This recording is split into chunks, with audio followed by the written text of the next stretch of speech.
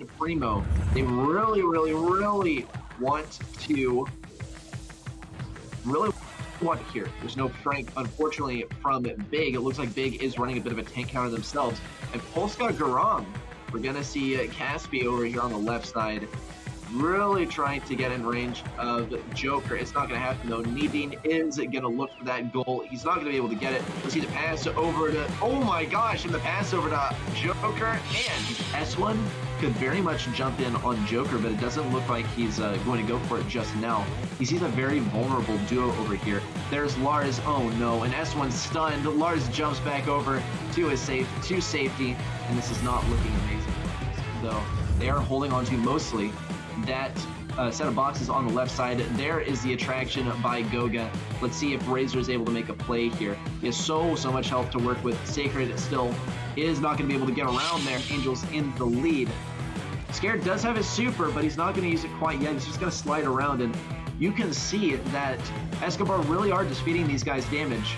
There were 2 loose supers down at a point. And there's a super by Scared. Unfortunate timing as Razor was able to pull him out of that, and that looks like it could be a done deal. Carol is going to get to pop off, though. Charlotte is very low. Scared not going to be able to get that, though, and not going to make it in time. So close to a single bot there by Polska Karan, but it was not destined to happen. Scared will be looking for a kill on Caspi or something. It's all about the psychological warfare. And in this case, it does look like Escobar has succeeded. Seconds remain for Escobar to out-damage Polska Garam. It's just one push in after the other. Agile and, of course, Caspi are always rushing in with their supers. It's so hard to compete with. There's the last friend zoner. Caspi goes for the damage. Agile wants something. Could this be the last bit? Yes, perfect gadget there. Great moves by Shoto. And now, Big is on the complete other side of the field looking for their goal. Still, Sharklota does not, no way did that just happen. Lars was able just to slip it in the end. Doesn't really matter though, it's still just a 2v2 at mid. Goga is going to push up and get a single gem here. Now Needing has a super. He is going to threaten the enemy with it. Trying to gradually push out Goga. Goga does have to move back. He's getting chipped down as well. And Charlotka, oh no, and a double pull. Needing won't be able to make it out of there. And such a sneaky play there by Goga could be the... Brawlers! The showdown will make history! Best teams from Russia, Ukraine, Poland, France and Turkey. Winners of the Open qualifiers and top 8 invited teams will meet in the final battle for the champion title and a bounty of $10,000. Join the stream on December the 7th. Don't miss out on the epic international group stage of GameStars Brawl Stars Season 2. Welcome back to yet another day of GameStars. This is going to be an exciting one as well. We only have 3 teams competing today because of a DQ, but we have some decent teams in there that I am sure will give us quite a show. Looking forward to this as per use. Because I am solo casting, I will be reading chat quite a bit if you guys tuned in for this week, whether it was to watch my broadcast or ready sets. You guys know how it goes when we are solo casting, trying to interact with you guys as much as possible, get some conversations going, have your input, because it's so valuable to see how you guys feel about everything that is going on. This is gonna be our bracket here for Group H. Reply Totem versus Habibi is a free win. Habibi is disqualified. So Reply Totem, they go straight up to the winners match, where they will be facing the winner of FA Frutas versus 3T Gaming. Today, because we only have 3 teams playing, we will be playing the decider match as well, compared to the usual where the decider matches are played on the last weekend of the group stage. So basically this weekend, so a little exception over there as well, but we did the same for season 1 to be fair. So FA Frutas versus 3T Gaming is going to be our first match of the day. Frutas is a team I really like. I've been watching them for a long time. They've been grinding very hard for the longest time, honestly. 3D Game is a team I'm a little bit less familiar with, but I do remember them from GameStars Season 1. They are a Turkish team, and I think they got the first seed as well out of the qualifiers in Turkey. So they're honestly pretty good at the game. Are they at the level of FA Fruiters? That's maybe another question, but it's definitely going to be an interesting matchup to see. And as I say every single time, those sort of matches are great opportunities, right? For lesser known teams, more regional teams, right? To actually shine and have a chance at really showing their worth. So this is going to be an opportunity like that for 3T Gaming. I think that FA Fruiters should be coming in as a pretty heavy favorite, but that's on paper, and in practice we've had a couple of surprises already. But yeah, that is pretty much the setup here for today. I'll be loading up chat in a second as well, so I can start chatting with you guys too. But yeah, I'm looking forward to those matches today. I think that Totem have been looking exceptional throughout the last couple of months. Obviously getting that top 4 placement, top 3/top 4 placement at the World Finals is absolutely huge for them. They were probably not the EMEA team that we expected to perform like that at Worlds, so it's great to see that they can play this well under pressure and when it matters the most. They have definitely proved that. Now they're going to try to reply the question of, can they be a bit more consistent throughout the year and keep that super high level of play up for the next couple of months getting into BSC 2022. Our maps and modes, guys: Backyard Ball in Brawl Ball, where we start things off. We'll have Factory Rush in Siege, afterwards Dueling Beetles in Hot Zone, and if it gets to a 4th and 5th set, it's going to be Dry Season in Bounty, Hot Potato in High. So we're going to be starting off on some quite open maps, Backyard Ball and Factory Rush especially, favoring some more long-range brawlers perhaps. Dueling Beetles a bit more up close, a lot more about having that control over those tight angles. Dry Season a bit more back to that openness, but also enough cover for some throwers maybe to shine. And Hot Potato is maybe the most versatile and classic of all of those maps, where you're going to be having some longer range fights around the mid, and on the lanes it's a bit more tight corridors. So looking forward, I think those are some pretty good maps for this matchup. As I said earlier, for me, FA Fruiters is going to be a pretty heavy favorite coming into this match, but anything can happen. Bell is going to be the first ban here from FA Fruiters, and then we'll have Stu banned by 3T. Stu is not a brawler I've seen banned this season in Gamestars out of the days that I've casted, right? So I can tell for the other matches, but as far as I know, it's not a brawler that was banned too much recently. It's still in a pretty good place, but it's definitely not the powerhouse that it used to be. Bell, on the other hand, is a little bit more versatile. I would say it can deal with a lot of different comps, a lot of different brawlers, get them out of the way. And this is where we'll have the second bans coming through. Poco for Frutas. Makes sense, and when you're the favorite, Poco has always been a reliable ban. I want to remove any Poco double tanks because they make things very hard counterable on both sides. They increase the volatility of the game. And on the other side, I think that shows that Poco ban was really smart, because B is going to be the ban from 3T, and that means that they were probably looking to utilize quite a couple of tanks in this matchup. So a good read from FA Frutas, getting some tankier and healing heavy comps out of the way. And on the other hand, yeah, a bit of a sad situation for 3T. They were definitely hoping that Poco would still be in the mix, considering they got B out of the way. So from the bans already, I think that Frutas are off with a really great start. They should be pretty happy with how that went.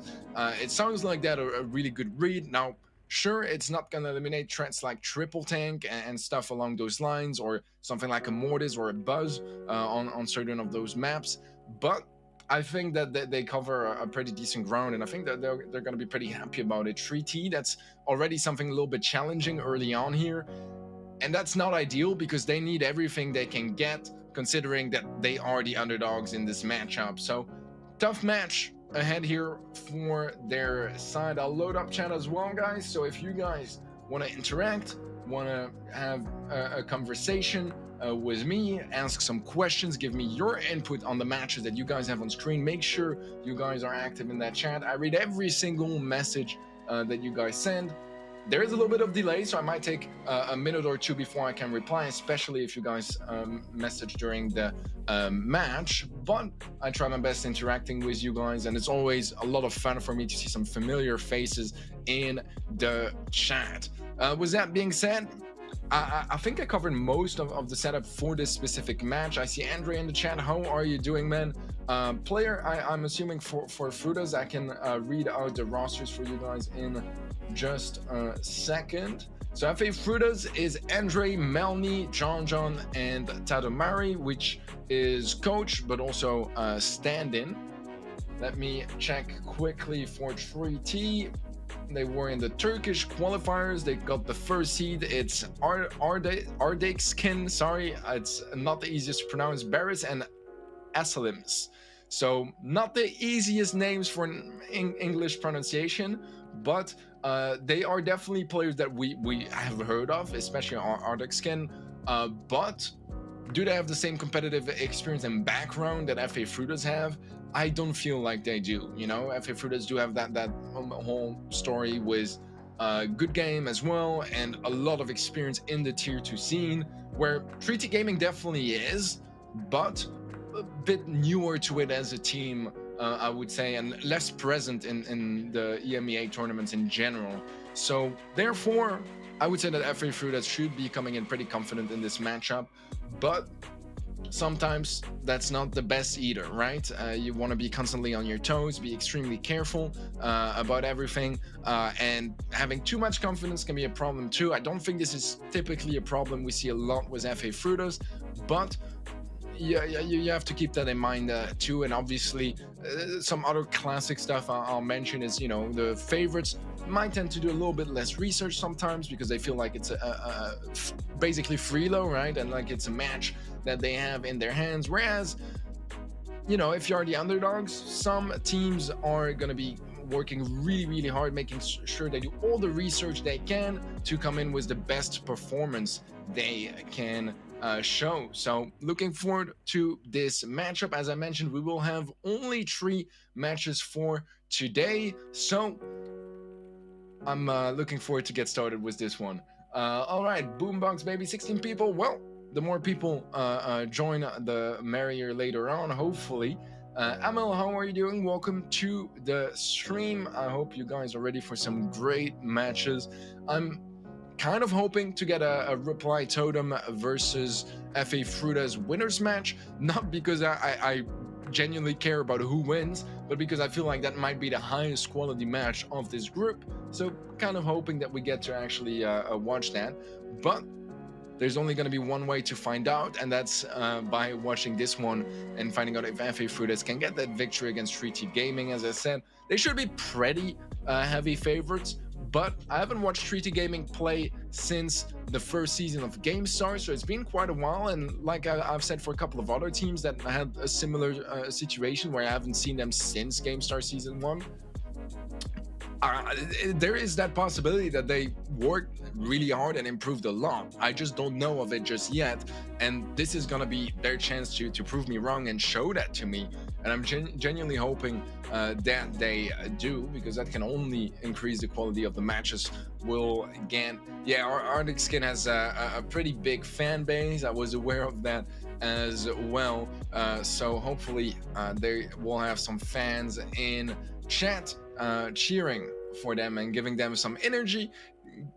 You guys might actually not really think about it, but it can go a really long way, giving some love to your favorite pros and favorite teams in the chat. Sometimes they have them open, sometimes they have the stream on mute on the side, and that extra little confidence can go an absolute long way, especially for those underdog stories. Enzo is in chat as well, coach for Reply Totem.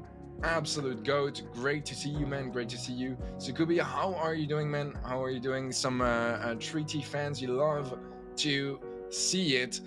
I think this can be a pretty decent match. For me, it's gonna depend more on how prepared 3T Gaming are and how much they've worked throughout this year. I just simply don't have that information yet. They don't participate in the most third-party events, so I haven't had a chance to watch them quite as much as I wished I could.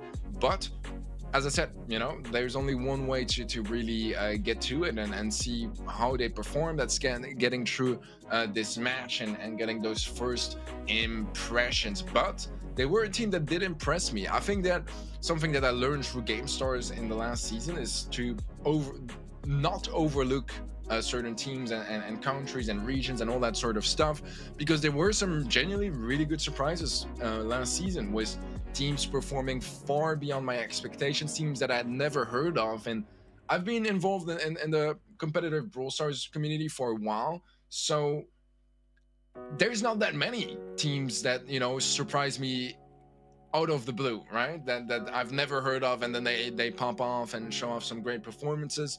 And there's definitely been a couple that did that, you know, coming from some countries that aren't quite as competitive in Brawl Stars. Turkey being one of them. They're great in stuff like content creation, for example, on ladder. But in esports, there's still, you know, it's still a growing process of getting there and catching up with some of the other more competitive teams. So there is work to do, but 3T Gaming are very strong representatives of their country, and I'm sure they're going to give it their all to make them very, very proud. Is Candace playing for Code Magic still? As far as I know, Code Magic has been disbanded for a pretty long time now. We're talking maybe no, not March, but like May or something along those lines of 2021. So I would say no, but maybe there is something I missed. Here we go, guys. Match is ready to start, and already quite a bit of aggression from 3T. They find an opening on the left-hand side. Andre is going to get melted down. Azalim's pushing forward, goes for the Sean, but maybe a bit too hasty. That's not quite going to go in. Pompov took quite a bit of damage. I'll double check in a bit who Pompov is, but look at that. Arctic Skin finds the goal for 3T quite early on in that game. That's going to be giving them the lead, and Frutas need to be careful moving forward, as the Mortis has been causing a lot of trouble. Arctic Skin still pushing forward, did get slowed down. That could give the time for Frutas teammates to take him down, and they certainly will. Barris, low HP, goes down. Pompov looking to push forward.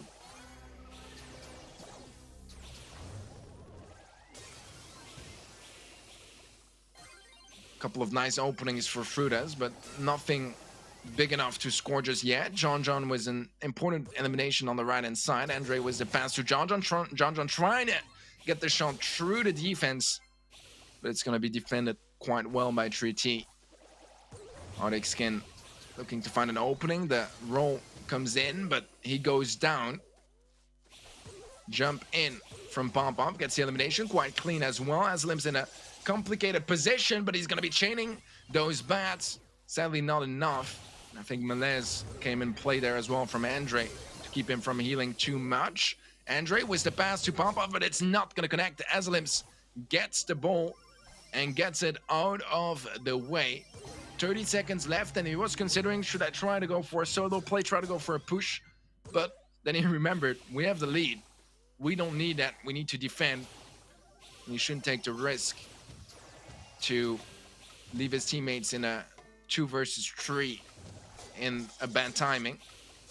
Nice jump from Pompov, but the eliminations don't come true here for Frutas, and John was that slow from Arctic Skin. No way he's gonna be securing that goal. And 3T start off with a strong first game.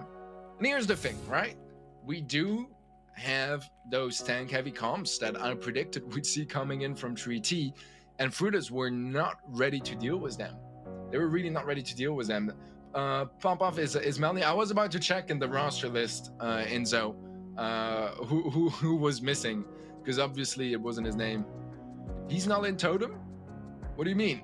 I mean, I know that Melanie is not in Totem. I'm confused with what you mean. Looking forward for the match. I hope we can see the 3T team in better places. I hope so too, man. I hope so too. So far, so good. They are playing those tankier comps. I don't know if this is something we'll see happening a lot from them, but they brought it in, and usually with a B-ban, you're going to be bringing it in because otherwise you leave yourself open to your opponents using that against you, right? So it's you might think it's very predictable. They ban B. If they go too much with tanks, it's going to be super easy to read. Yes, but at the same time, you kind of lock yourself into that position, right? Because you remove some of the tools to deal with those tanks. So if you don't use them, yourself will have less tools to deal with your opponent's tanks. So something to keep into account. Something else to keep into account is the balance changes that moved in literally today. So that's something that both teams need to be really careful about. We could see already from Treaty Gaming, they brought in Daryl that had a bit of a rework. His Steel Hoops Star Power now is a passive, kind of like what we saw with Mortis a couple of months ago. So he is definitely in a better place. Now Steel Hoops as a Star Power, I think gives 2 seconds extra shield afterwards. So that's all stuff that we need to remember getting into this match, and that the players furthermore need to remember. And this is what I was saying earlier. Now that they saw that they're going this tank heavy, Frutas are looking to bring some tanks of their own, and it's working out pretty well, as this is very much going to be a quick goal already from Frutas. 15 seconds to score it in, and Treaty Gaming start with the disadvantage off the bat. Stun from Andre, that might be problematic. The follow-up stun as Aslim's just unlocked his super. Great timing for that. You can see Arctic Skin keeping that shield for a couple of seconds after using his dash. That's the new rework on Daryl. Good bats from Aslim's. Destruction from Andre. Oh, beautiful team play. That was an amazing goal from Frutas, and they make it an outstandingly quick game here. The teamwork was absolutely on point, though. I loved it. Absolutely loved it. Going for the destruction as the Buzz pool comes in, gets on the ball exactly when the walls are destroyed, has an open angle, goes for the shot. It was a very narrow angle, but he made it work, connects it. That's the goal. Great stuff there from Frutas, catching up, and those kind of games are really important in those best of 3 sets, because you basically shut down all the momentum that was built from that first game. You know, you have a game that goes to the full 2.5 minutes of Brawl, where Treaty Gaming win it. They played better as well and had the better comp, but it took 2.5 minutes, and now in what, 40 seconds, that lead is gone. And that can be quite tough on the morale for Treaty Gaming. We'll see how they adapt from there. Treaty may be the best team in Turkey, but I don't know how successful it will be here. That is a very good question, or a very good statement, rather. That's the thing, right? You can be extremely good in your own region or your own country, or basically your regional scene. That doesn't mean that you'll perform as good against, you know, more international teams and teams that you haven't had the chance to practice or face quite as often. I think a really good example of that is gonna be Nova Esports, right? They looked amazing throughout the year in the mainland China region, but it is a bit of a more isolated region where they face a lesser amount of teams, and the top scene is quite set up in a way, with a couple of teams that perform pretty decently, and the rest doesn't really stand too much of a chance. And Nova Esports was able to dominate against them for the entire year, getting to Worlds. Sure, you know, conditions were not amazing because they had to play from home, but it was a whole other story, and most teams weren't too scared of them because they felt like the region wasn't as competitive. And it could be to a smaller sample, kind of a similar story here for Treaty and for quite a couple of teams, you know, that qualified for regional and local qualifiers. And they have this golden opportunity to shine on an international level, but you gotta be good enough to take it. And we'll see if Treaty can do that tonight. Melny pushing forward, doesn't have the ball still, but not too many opportunities just yet. He does get a decent amount of damage, will unlock his super as well. But look at that, Arctic Skin surely will be scoring that one in. That's a great start for Treaty. 30 seconds in as they find the first goal.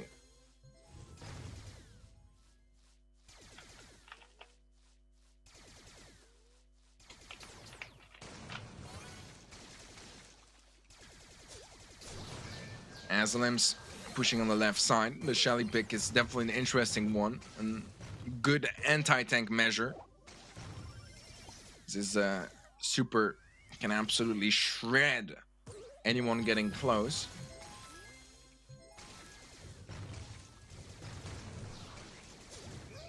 Stun from Barris, connects on both John and Pop-Up, gets a double kill in fact. Andre, I think, meant to place the damage booster, and look at that. 3T make it a first set already. Not something I was expecting, but I am all down to see that. I think that now Frutas are gonna have to really start thinking, yeah, those guys are better than we expected.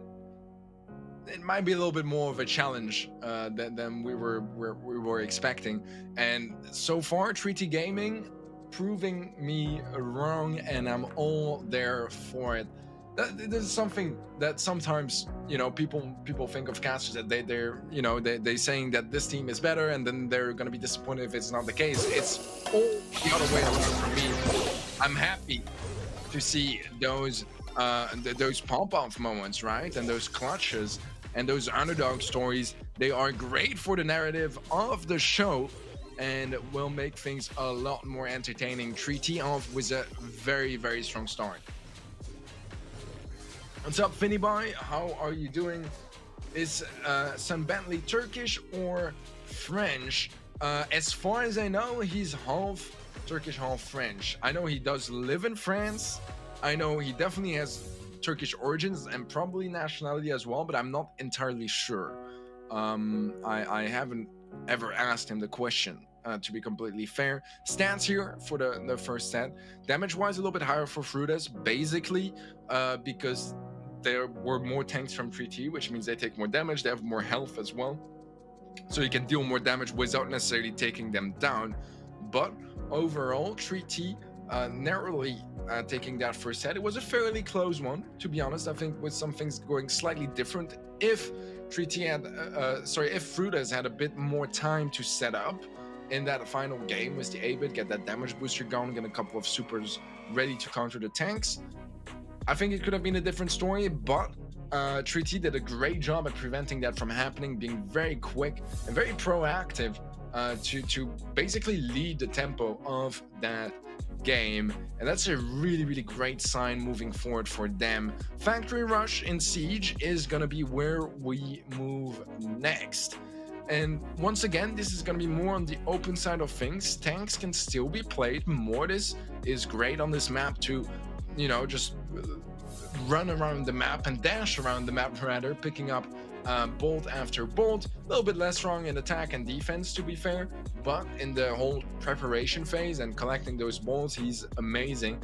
Kind of a similar story to Buzz, which is probably even better at it to a certain extent. I mean, he can easily go towards that first bolt if he uses his gadget, but also a little bit more versatile. So I think he's less strong at picking up bolts straight up, but he's going to be more useful in offense and defense. Getting a stun on the Ike is a great way to engage and just help your team get a lot of extra damage. But here we go. We are going to be seeing the Buzz come in for Frutas, as well as a Rico and a Pam. Rico and Pam also present for 3T, but they go for the Mortis instead of the Buzz. So I'm pretty happy with my read for this game's comps. So far, bot-wise, this is looking like a bot for Frutas, level 3 bot as well. Let's see how they can build up from there, both the positioning and try to hold down to the mid control. But also maybe if they can get a little bit of damage, and the bot is getting quite close to the Ike already with a lot of HP left. And damage-wise, I think Frutas are going to be pretty happy about this one. And this is the thing with Mortis, right? In defense, it's not really going to be that good. It doesn't really have the damage to be very impactful, and will take a lot of damage on each dash as well. So it's not ideal for those sort of situations, and Frutas are capitalizing off that. Now they have control, and Aslims is not going to have the easiest time moving forward, especially if Frutas can keep enough distance between each other so they don't get chained too much. And 3T did not even engage whatsoever in a retake. That's not ideal. They have 2 bolts. It's not the end of the world, but Frutas have 4, and this level 5 bot pushing forward. So now Treaty need to be a little careful, as the bot is going to be defended quite well. There's more utility for Treaty to work with. They had that healing station available on the PAM, so could keep from getting too much additional damage connecting on that Ike. Arctic Skin is going to be winning the left side, actually, surviving with only 20 HP, but I don't know if this is going to be enough. The bolt lead is getting scarier and scarier in favor of Frutas. Stun from Melny connects. Melny with another stun, but he does go down eventually to Aslims. And this bot surely is going to the hands of Frutas with a level 10 push to close things out in this game. Once again, was very back and forth games. We had the first game going to 3T, second game going to Frutas, third game and set going to 3T, and now Frutas taking the first game of Siege. It seems like so far this is looking like a pretty good match, and I'm very, very happy about that. What's up, cousin? How are you doing? French caster, also doing GameStars, I believe. I hope you're doing well, man. Welcome to the stream. Welcome. All right. Well, so far, I'm very content with how this match is going. I really am. I was expecting much more of a dominant performance from Frutas, just with the extra competitive background that they have. But it seems like 3T, they're doing a pretty good job so far. Now, they have to be careful, because if they drop this next game, they will be giving away the lead that they worked quite hard to getting by winning that Brawl Ball set. So they want to proceed very cautiously. Don't want to give anything away. But Frutas, they showed some really good signs here, and sure, they got that first bot, you know, but afterwards they kept the controls so tight and basically gave no chance whatsoever to 3T. And I think the Mortis was definitely holding 3T gaming back. I think with the Mortis, it's very dangerous when you don't get the first bot. One of the reasons you take Mortis in general in Siege, and especially on Factory Rush, is because you think that you can get that first bot quite confidently, because there's not that many brawlers that can go faster than Mortis, straight up in movement speed, right, using his dashes. And Buzz is a brawler that can. And that's a bit problematic in a matchup like this, and why I like that Buzz pick a lot more.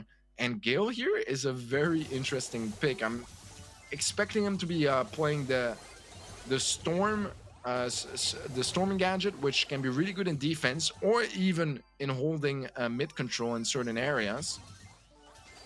But so far, is this going to be a bot for Frutas? It looks like it's going to be, and I really like how Frutas on the left-hand side, look at it, the bolt spawned a while back already, but Andre left it on the floor waiting for this bot to be secured before picking it up, so it counts towards the next bot, and they get a much more smooth bolt economy going. So small details like that don't really require too much skill, but a little bit more knowledge of the game, and being aware of it, being careful about those little details can go a long way. There's games where that makes the difference between getting the next Siege bot or not. And no matter what, this is going to be a bigger Siege bot here for Frutas than the previous one, so it just makes sense if they want to try to capitalize on it a little bit more. Especially if Barris is using his healing station this early on, he might not have it available for defense. And we saw in the previous game that can go quite a long way. Now, Arctic Skin does have his super. It's going to be opening up some walls, trying to connect that super onto Melny on the left-hand side, but it's not going to happen. And Barris is going to get another healing station down on the right side. And once again, I'm not entirely sure if I agree with that decision, because now he's going to be a little bit less efficient in that defense. Still not too bad. His teammates are taking damage. The Ike took a little bit of damage as well. Even though that's not all that much damage, only 10%, it is enough for Frutas to hold on to control, because they know now that even a draw would be most likely a win for them. And that Gale pick is a very good solution. I think Gale is a brawler that was really underlooked for the most part of this year, and at Worlds we saw Zeta Division played a lot with great success. And it does amazing against any tanky brawler. You can't get up close. It's as simple as that. You can't get up close. You can interrupt some great supers with it as well, whether it is the Frank super or even a buzz super, it's not too hard to counter with Gale. You can do it with your super, you can do it with your gadget. If you don't have your super, it's just so good against tanks and close range brawlers. And Frutas, with that being said, take the second set, tying things up and keeping this match very much competitive. And they look very strong here in Siege. You know, if this was the first set and we started off with Siege and this performance from Frutas, I would be there like, we are on our way to a 3-0. And now we can start questioning what we've seen so far and try to, you know, build up conclusions from there. And we see that Treaty Gaming, they win Brawl. Frutas, they win Siege quite comfortably, may I add. And this is something that we've seen a lot for teams that aren't as good with competitive, but that play a lot of ladder and stuff like that. Brawl is the mode where you are going to be pushing most of the time because you can get those very quick games. And that means that ladder warriors, you very often, or at least more often than not, are going to have Brawl as their best mode. And now this could be a little bit more scary, right? Because Brawl is out of the way, and at least Treaty capitalized on that mode coming in early, taking a win. But they need to be extremely careful with how the rest of this game, the rest of this match is gonna go, because it might be less comfortable game modes coming up next, and they don't have all that much air to breathe. So they have to be careful. 0 damage on the Ike. Obviously, they didn't get a single siege bot on the side of 3T, and they didn't get the chance to dive or a barley super or anything along those lines. So it makes sense. And kill-wise, damage-wise, very, very one-sided here in favor of FA Frutas. They need to be careful. They really need to be careful. And now I'm actually not sure if the damage stats are wrong or if it's the damage taken by the Ike. I think the damage stats for the siege bots or Ike doesn't make too much sense here, because that's a lot. I could count the bout as well, but then it would be damage taken, which I'm not entirely sure of. But it's not too important. It was a very dominant win. I don't think we need to look into those small details all that much. Dueling Beetles is going to be up next. Very much about control, and this is not the best sign either for 3T, because we had quite a bit of control in Siege, right? And they weren't that good at it. Once they lost it, the retakes were very messy and basically not even close to being successful any of the times. And they had a lot of retakes because they lost every single bot, and it went down to all 3 bots for both games. So it's not ideal. It's not ideal. Let's catch up with chat a little bit. Who is in the group? In the group, we have Reply Totem, FA Frutas, and 3T Gaming. There was also Habibi, but they got disqualified. So only 3 teams in this group in the end. Frutas being goats like always. Well, they weren't quite as goaty in Brawl, but this is their chance now to maybe take the lead for the first time of this match. I think it was Latam that started Gale Meta, then Zeta copied for Worlds. That is actually true, but obviously, I think the big difference is that Zeta was able to... Oh my god. I was gonna finish my sentence, but the Arctic skin just absolutely melts down 2 players, John and Melanie, with 1 swipe of that super. And I was worried about control game modes, but so far, 3T, I don't think they are too worried. I don't think they are too worried. Arctic skin absolutely popping off so far, and now he has another bot available. This is an absolute nightmare for Frutas, absolute nightmare. There's no way they deal with Arctic skin while he's on that super if they don't have the 3 players available to deal with him. And he gets yet another swipe. Barris finds the kill onto John next. This is looking like a bit of a stomp this game in favor of 3T.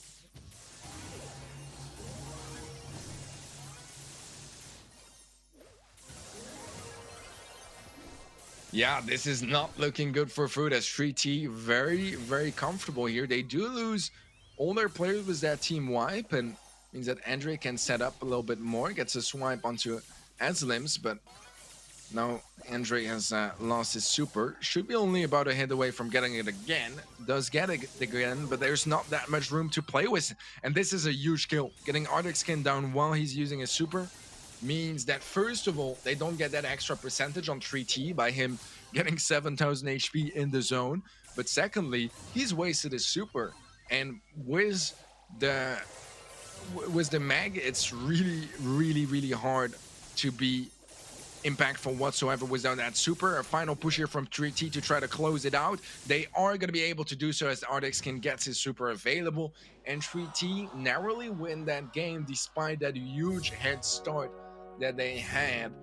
So definitely a closer call than it had to be here for 3T, but they get the win, and that's what matters ultimately. OG's Gil and Jam, not necessarily in Worlds, but in other tournaments. I mean, I'm not saying that Gil isn't played at all. I think that it is a brawler that you see played once in a while, but I would say that it's for the most part of this year still been a very underrated pick, a brawler that we barely saw. And it's true, he's been getting buffs after buffs throughout the year, usually small buffs, bit by bit getting stronger and stronger, and now he's actually in a pretty decent place. He really is. So I'm looking forward to see how impactful he's going to be on the meta. For now, I think he could work on dueling beetles quite well as well, getting all those tankier brawlers out of the zone, and even the squishier ones, to be fair, even the squishier ones. He deals a decent amount of damage too, not too hard to hit your shots. It's strong, and his gadget can be great at locking down one of those 3 spots basically for half of the match. So it's pretty good. It's definitely pretty good. I'm good, thanks. Yeah, I cast Gamestars too, but not today, so I watch what others are doing. All right, sounds good, cousin. Sounds good. I hope that you've been enjoying the season so far. There were quite a bit of technical problems in the last couple of days, so I hope it didn't affect your stream too much, or that you were able to find a way to keep some entertainment on during the downtime. Well, they won both games. I remember watching it. Well, good for them. Good for them. That's just trolling. Gil and Dyna in Super Stadium. I mean, I can see some mechanics where it can be good. If you play the slow star power on your regular attacks, you can get some really nice slows, and combine that with some dynamite shots, it can deal a lot of damage. There's not a lot of brawlers that deal nearly as much damage as dynamite does, and getting those slows down is great.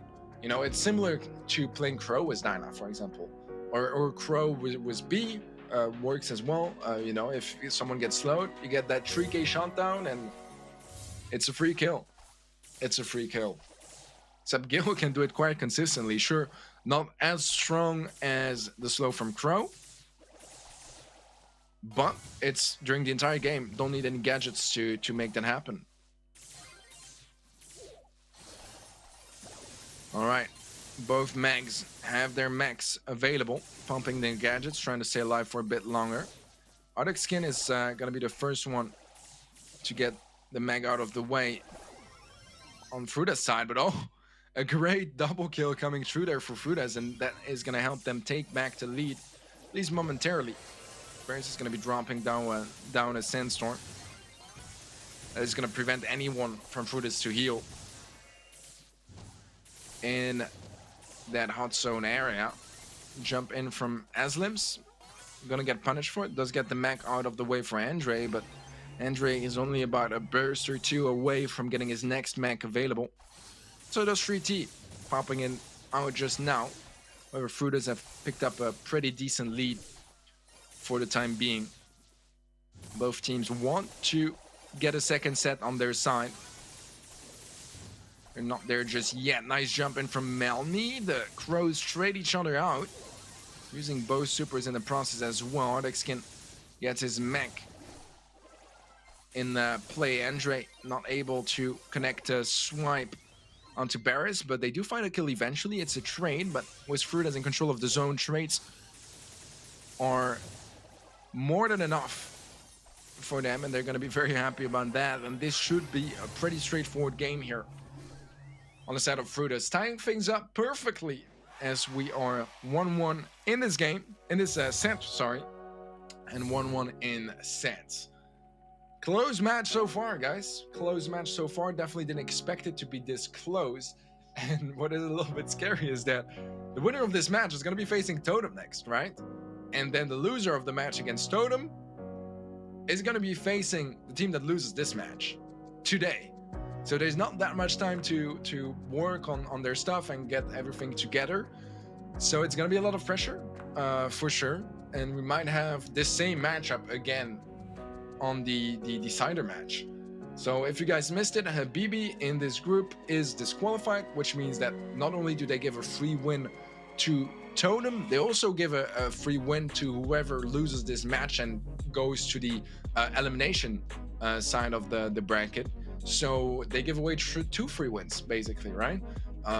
So that means that we will be playing the decider match exceptionally today instead of this weekend with the other elimination matches, just so we get a couple of matches throughout the day, right? Don't want to have just 2 now if we can make it 3. So that makes a lot of sense, I think.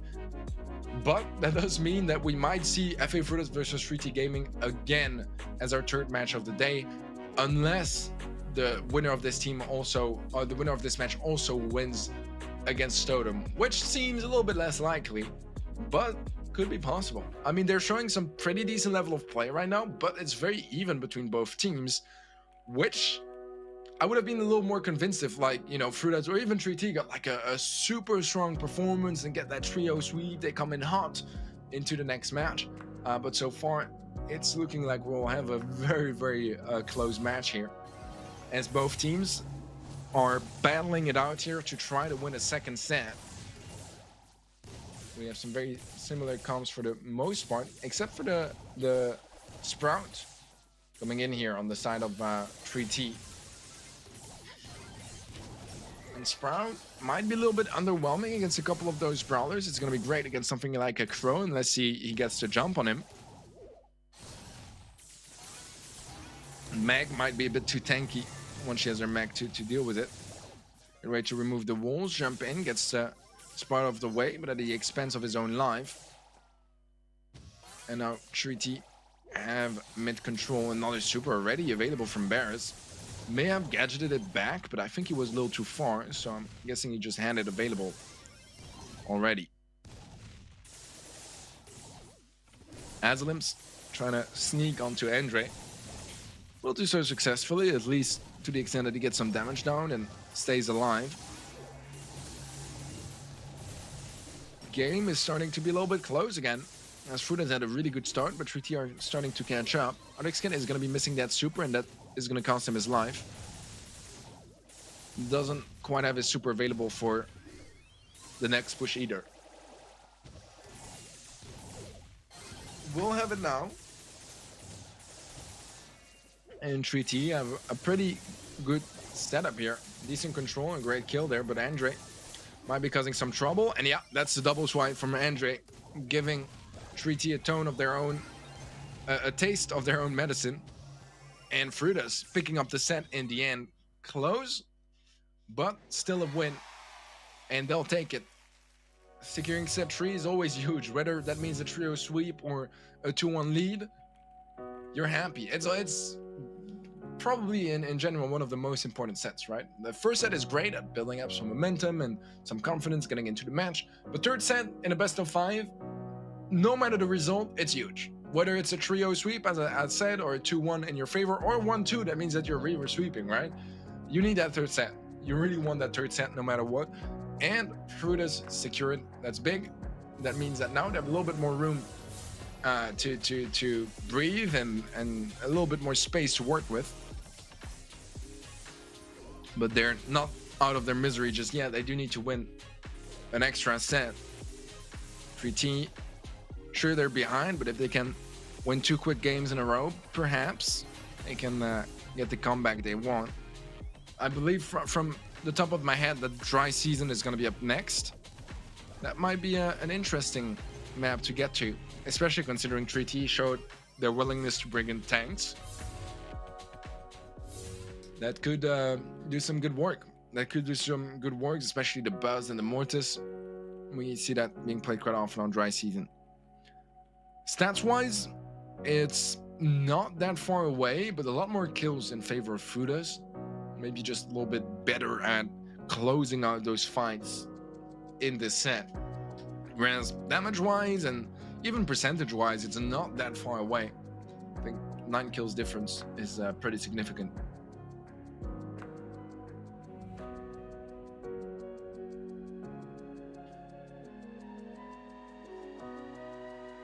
So far, this is...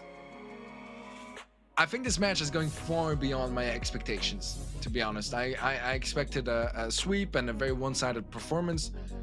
It's definitely not the case. Dry season is indeed coming up next, and this is where I wouldn't be surprised to see something like a Mortis or a Buzz or both together, with maybe something like a Byron coming in.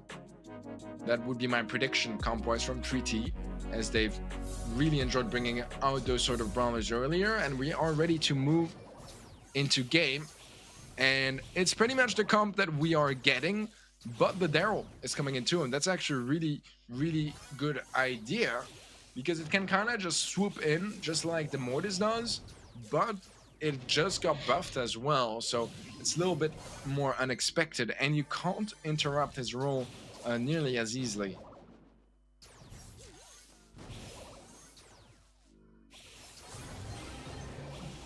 Oh, that is not the role that Arcticskin was hoping for. Missed opportunity there. John does get taken out. Andre will get a trade, a pull onto Arcticskin, and that's the follow-up kill. Great pull, an important pull from Andre to not let the lead slip away. Pretty much traditional to have the tick pick up the first treat from the supply drops, as he is the brawler that can get the most consistent damage across the board, and also the brawler that is the most likely to get targeted, and you want to give him everything he can get to stay alive. So far, been doing a great job at it. 11 stars for Fruiters, 5 for 3T. And Fruiters are able to deal with those tanks very efficiently, pull onto Aslims. And there is still a little bit of hope here for 3T, but they can't take this game back. This is gonna be a match point for Fruiters. And that's where the nerves start to kick in. Arcticskin pushing forward, does get taken out. Pop-Off actually gets 2 kills. John finds Barris next. And FA Fruiters are at match point. Surge is saying in chat they're playing better than we thought. They're gonna play better though to beat Totem. Well, I don't know if you mean 3T or Fruiters. To me, 3T is playing better than I expected, since I thought that Fruiters should have this one in the bag quite easily. So I do agree that both teams would need to play a lot better to take down Totem, but we also don't know in what form Totem is coming into this match. I mean, I don't want to jinx it, and I don't want to once again say that Totem have had some inconsistency problems in the past. It seems like it's getting more and more consistent, especially on that side, because I used to always say that Totem were consistent, but kind of in a good way, where they could beat any team on any day, but they could also kind of lose to any team of any day.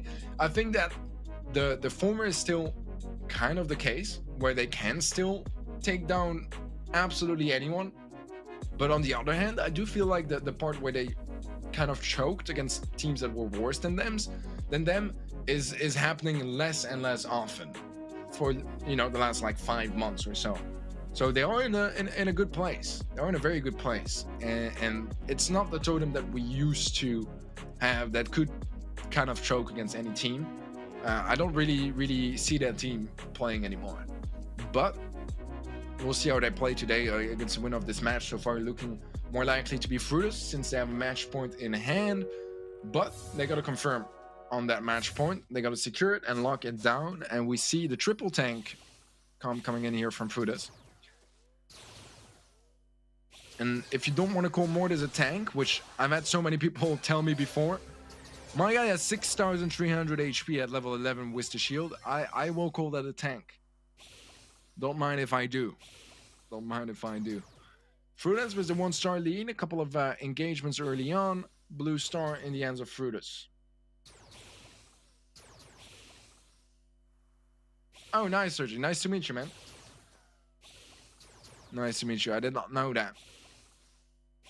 And now we have some aggression coming through here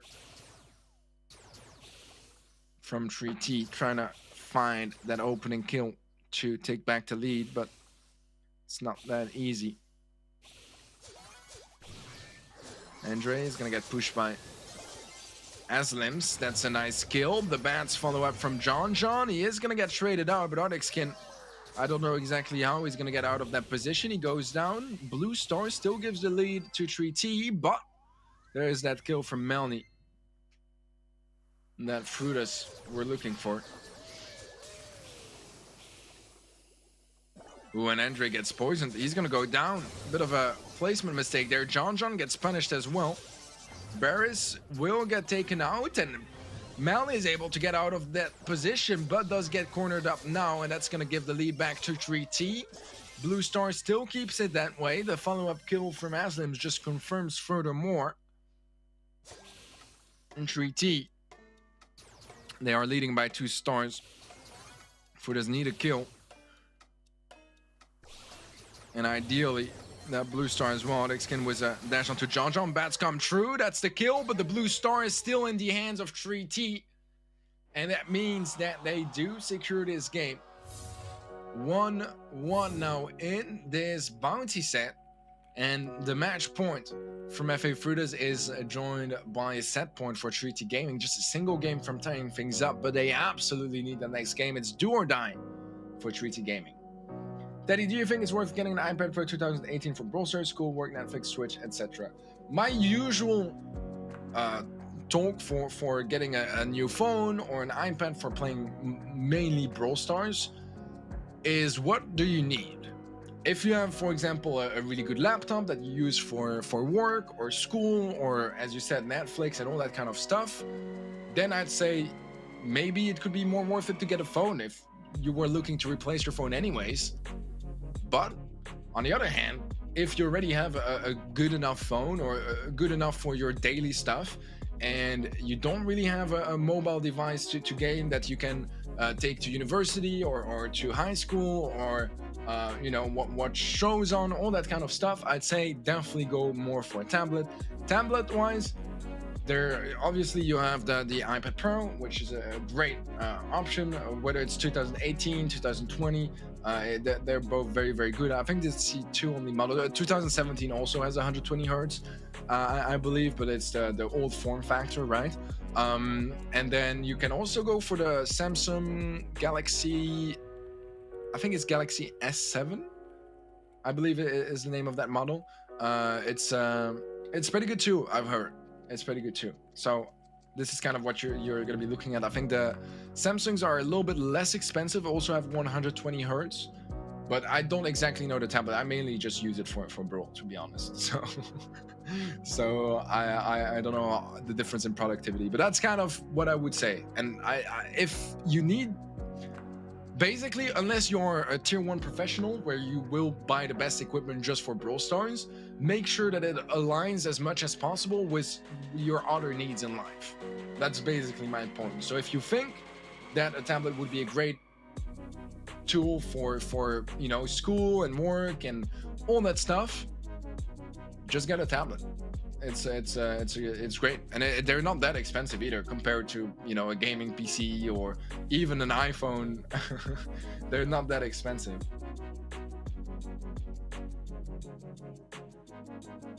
Mortis isn't technically a tank, he's an assassin, but he does okay. Exactly, I just call him a tank mainly when he's played with a healer. That's kind of the vibe I'm going for, you know? But he is an assassin. He definitely is. But I think he does a pretty good job at fitting the more tankier side of things as well. I don't know, that's pretty much how I see it.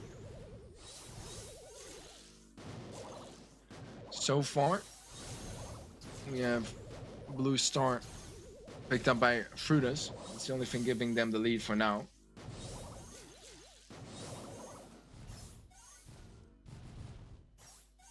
Bit of a stalemate until either teams start engaging a bit more.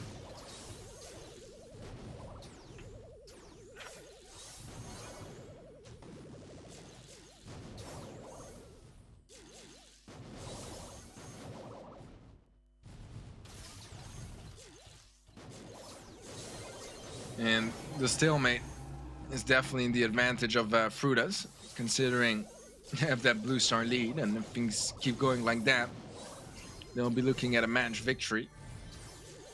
Melny gets buffed up at last.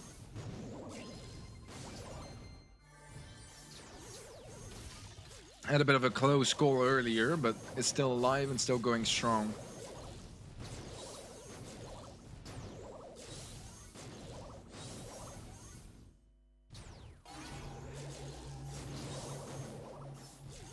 "20 seconds left. Treaty slowly are gonna have to engage. Frutas are buffed up quite a bit. Tick heads trade each other out. 5 more seconds in this push. And it seems unlikely that we see any kills, actually. Yeah. Oh, we have 1 kill from Melny at the end. But that's not what Treaty were hoping for. And that means that result is going to be remaining the same as FA Frutas take the victory in the end. 3-1 in sets. A closer match than we expected, but definitely a good one. I think that every set went to game 3 except for Siege. That's a very strong performance from 3T. Very impressed. I'm very impressed. Absolutely impressed. I did not expect them to perform that well, but as I said, I'm happy to see those guys perform. It's good for the scene as well to have those lesser known competitive players and teams able to you know, get a taste of what it's like. And taking a set, and next to that set 2 games against Frutas is a really good performance from Treaty. Very, very strong performance. I'm looking forward to see them play in the future. They're not out yet, by the way, since they get a free win in the elimination match against Habibi. That is disqualified. That means that they'll be going straight to the decider match, where they will be facing the loser of FA Frutas versus Reply Totem. So quite a good match over there as well for the league. Stat-wise, it was a bit of a stomp here in Bounty. I mean, the first game was very, very close, but you can see damage-wise and even kills-wise, it's very much in favor of FA Frutas. That teaches you as well that in the end, it's more about survival in Bounty than actually getting kills, right? Because even though Frutas has 10 more kills in this set, the total star difference may have been like 5 stars, or not that far away between both teams. That was kind of my point. And that's the match stats, guys, for the entire match. Not nearly as one-sided as I expected. Almost going all the way to the 5th set, but it was Frutas with the lead across the board, getting more damage, getting more kills, and in most modes being better at playing the objectives as well. So overall, I think Frutas are going to be happy with a victory, but they said it in chat themselves that they did not expect this match to be nearly as close as it was, and with a couple of games going slightly differently, it would be a totally different result. Especially those 2 sets they won with a 2-1 scoreline. That could have been a problem rather quickly. All right, let's go for a quick break before we move on to our winners match. That's going to be Reply Totem versus FA Frutas right after this short break.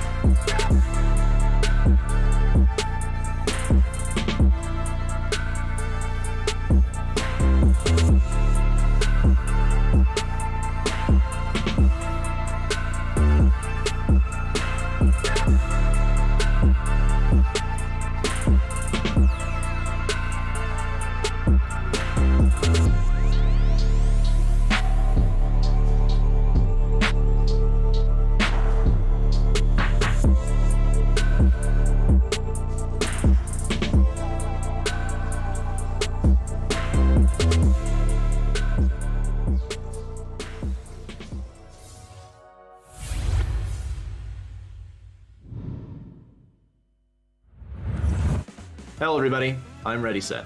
In this section, I'm going to walk you through the peculiarities of Brawl Stars. So, let's see what I got for you. In this episode, we're going to be talking about Mortis. Mortis is a mythic brawler that attacks by swinging a sharpened shovel and dashing towards his enemies. His super is a swarm of bats that damage its enemies, but heals Mortis. If you charge up his first attack, you'll get an extra long dash that'll help you close the distance between yourself and your enemies.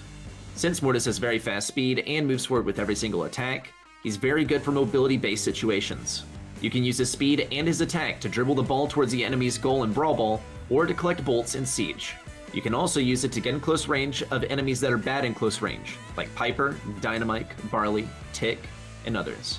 Mortis doesn't have a lot of health though, so you better have a backup plan if you're going to take a lot of damage when you attack. A great way to keep yourself alive while attacking is to hit multiple enemies with your super at once. The more enemies you hit with your super, the more you're going to heal. Mortis can be a tricky brawler to play, but practice makes perfect. So jump in, get some awesome combos, and follow these tips and tricks. That's all for today. I believe my tips and tricks will help you improve your performance. Brawlers, join our stream and see how real professionals get it done. Brawlers! This showdown will make history! Best teams from Russia, Ukraine, Poland, France and Turkey. Winners of the Open qualifiers and top 8 invited teams will meet in a final battle for the champion title and a bounty of $10,000. Join the stream on December the 7th. Don't miss out on the epic international group stage of GameStars Brawl Stars Season 2. Welcome back everyone for the rest of Group H. Since Habibi is disqualified, we are going straight to the winners match of today. As an extra match to a little bit more entertainment today, we will be playing the decider match today as well, whereas the other ones will be played out this weekend. You definitely don't want to miss that. Decider matches are a lot of fun, right? Very evenly matched teams so often, and great matches across the board. Looking to see more of that this weekend, but we'll have a bit of a tease towards what they can look like already today as our third and final match of the day. Before that, winners match is gonna be up next. Then is gonna be Reply Totem versus FA Frutas. Reply Totem, they got a free win. FA Frutas, they just barely got the victory here, 3-1 against 3T Gaming. So far, I feel like Frutas are performing a little bit below my expectations, as well as 3T impressed me and performed above their expectations.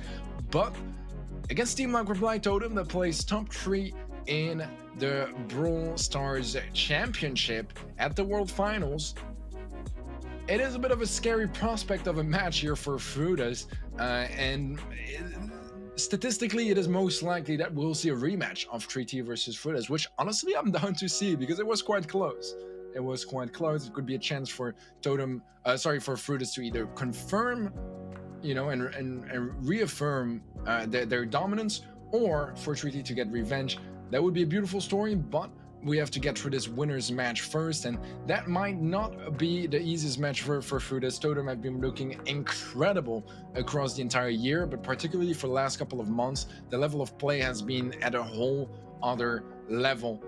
It's really impressive how strong they've been able to perform, and I have a feeling that they might be able to keep it up like that for their match of today. Also, a little added benefit is if they win their match, they'll only have to play one match in this group, and that's pretty sweet, to be honest. That's pretty sweet. I think that most pros, no matter how passionate they are about the game, if they can play less and win just as much, they'll be happy. They'll be very happy. So that might be a little bit of an extra cause for them to be motivated and make it a sweep. The seeding extra to that is quite big, because the team that makes it out of the winners match obviously gets first seed for the group. We'll get matched against teams that take second seed, which win the deciders match, right? So usually the level is going to be quite different still between teams that make it first and second out of the group. A lot of the different groups we've seen this season, and even in the first season, had one really strong team and then it was more evenly matched, or at least there was a big skill gap between number 1 and number 2. Might be the case for this group as well, at least on paper, but Frutas are going to be here to prove us wrong. I mean, they don't really want to face 3T again on the same day. They really don't. So the only way to avoid that is to get a victory against Totem. But as I said earlier, it's going to be a challenge to do so. It absolutely is. They'll have to perform at their highest level. And I'd say that Frutas are a team that is capable of beating Totem, but they need everything to go their way. They need to play their best Brawl Stars they almost ever have. And on the side of Totem, they need them to kind of choke and struggle, which wouldn't be the first time, but it's been a while since we've seen Totem in a very weak spot. So it's a little bit scary, I would say, overall as a match for Frutas. A bit of the player cams, we see a lovely spike that my guy had the chance to actually get at Worlds, most likely. So Maori, a great player across the board, one of the most flashy players in his team, had some great successes across the board. A lovely smile. Look at that smile. Look at that smile. You love to see it. You love to see it. It was awesome. One of the teams here at Gamestars that had the chance to meet in Bucharest a couple of weeks ago. Great guys. A lot of fun to hang with them. A lot of fun talking to them. Very passionate guys as well about the game and about competing. A great experience all around meeting them. And we'll see if they can perform tonight. I think that they don't need to perform at 100% to win against Frutas. It should be on paper a fairly one-sided match, but Frutas are a good team. They are aware. They are very meta aware. They know their stuff. They're just a little bit behind compared to a tier 1 team like Totem, right? So they need to be careful here on both sides. They don't want to lose a match, especially for Totem, that they should have quite easily in the bag. But Frutas are a team that have taken down much stronger Titans before. So this is a question of, can they do it again today? That's very much where I stand regarding that. But yeah, this is kind of the pre-discussion for this matchup. On paper, Totem should be better. So I'd say that most days this should be a trio sweep for Totem, but there are a couple of days where it can be a much closer match, and once in a while a day where it could be Frutas to take it home. So we'll see which kind of day we have ahead of us. So far, been very happy with that first match. It was much closer and much more entertaining than I expected it to be. Could be true that this one might be as well. Although 3T and Reply Totem are very different opponents here, and I don't know if Frutas can pull this one off. Murray playing in Fridge, fair enough. It did look a little bit like it looked a little bit more like a closet, to be honest. It looked a little bit more like a closet. I really did. Fridge, it would be a very big fridge. I don't know what fridges you have in Croatia, Andre, but it would be a very big fridge. It would be a very big fridge. Now, actually, talking about meeting the players, I've actually met the players from Frutas as well. That was for a LAN event in Austria, in Salzburg, a couple of months ago in August. That was in August. Great guys as well. A lot of fun hanging out with them. They had some roster changes since then, but it was a lot of fun to get to meet those guys. But here we go, guys. It's game time. As they already hop in here, Andre able to get the kill on the bottom side of the map, but Totem with some great presence to deal some damage. However, the tanks and the Edgar doing a great job as well, giving a pretty wide lead for Frutas early on. Andre does get traded out as he finds Meru before going down. You see the Primo coming in as well. Brawler that did get buffed a little bit by the most recent balance changes.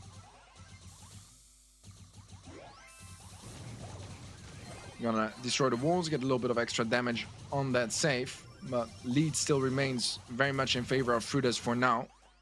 Andre finds Meru.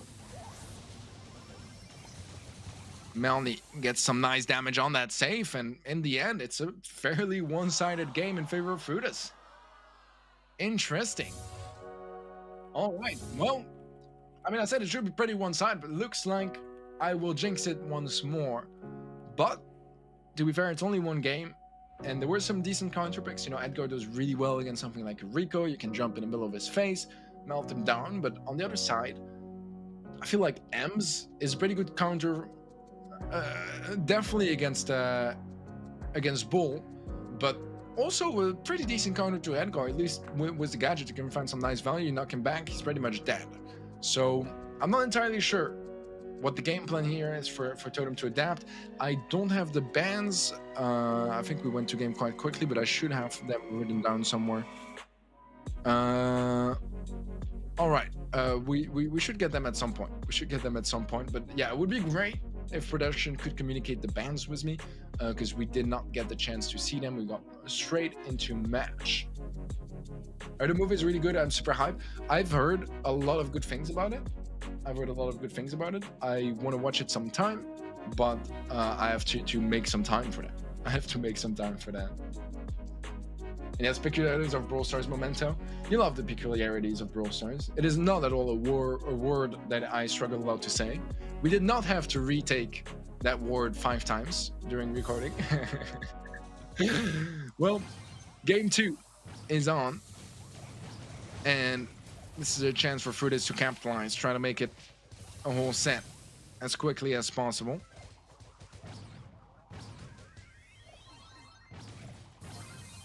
Spike is going to be great against those tanks, but not great enough to make it a clean kill. It's going to be a trade.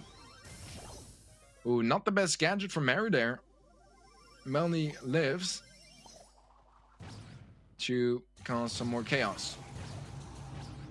And Totem do have the lead, but it's not a massive lead. And the only thing that they're going to be quite happy about with this matchup is there's not really any destruction for Frutas available.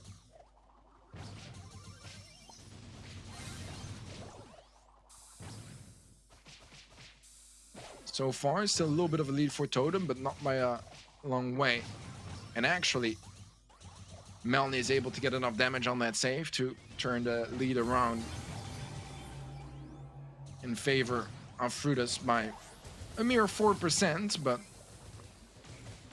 that's better than nothing. However, Totem have a pretty strong push going for them. Get the team wipe, and now a lot of damage can burst down on that save. Oh, I love that play from Mari. Going for the kill instead of the save, and that opens up a lot of space. Gets another one there as he finds Melny. And Totem seem to be very much back in this match as they pick up their first game and tie things up here in Heist. All right, it's 1-1, and although it was a bit of a rocky start, and FA Frutas were looking very good in that first game, it does seem like Totem is showing some good signs of life here in game 2. That's the least we can say. A fairly dominant win, pretty much as dominant as the first game was for Frutas. But this is a great way for Totem to try to slow down that momentum a little bit from Frutas, not let them get too confident, and try to shut them down as soon as they can. The question is now who takes the set, because any of those teams, all they need is that one next game to be theirs, and they secure the first set, which in the best of 5, I mean, that's 20% of the work done, right? Actually, kind of more, right? I would say 33%, since you only need to win 3 sets. My point was it's 20% of the total sets to be played. I'm kind of just rambling around, but yeah, I still do not know the bans exactly. I'll ask if I can get them. So that we can have a bit more of an analysis of what is going on. If I had to I'm not even sure what I was gonna say if I had to guess, but with balance changes coming today, I don't really want to take too many wild guesses. All right, Andre takes quite a bit of damage. So the Breznak goes down. It's a one-on-one trade for now. Mero gets a shot down on the save. Except Mary has a nice angle there to trying to cause some problems. Mary should be going down. John some nice dashes, but Maru gets the kill anyways, and Maru in a great position to keep causing problems here. Side of Frutus. Bit of a lead in favor of Totem, but not the biggest lead either, at least not for now. Andre shuts down Mari, jump in there from Sonya Breza, gets quite a bit of damage down actually. Safe is down to 52%, and that small lead I was talking about is starting to become a bit more scary here for Frutas. John and Andre get the kill onto Mari, which is important, especially the fact that they can keep John alive.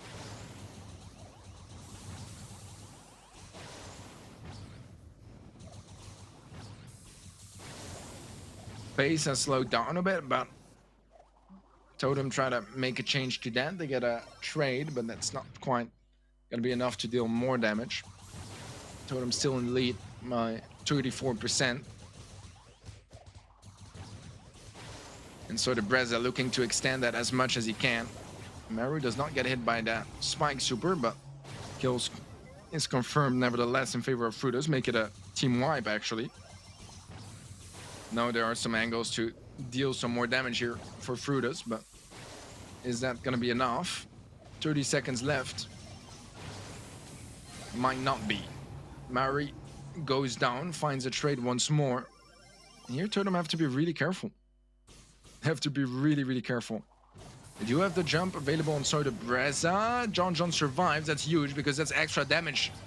The gear also helps out, but Mari gets the kill nevertheless. Andre trying to catch up damage-wise, but the Primo on the top is destroying that safe, and Soda Breza will keep that set safe here for Reply Totem. The Italians take the first set in the end. A bit of a closer set once again than I expected, but they did a good job, made it work, and that's what matters in the end.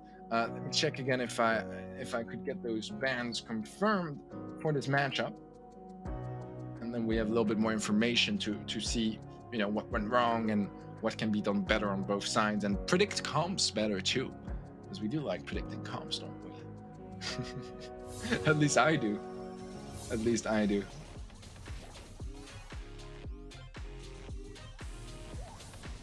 But yeah, that first game, great performance from Frutas. I think the Edgar was a difference maker here.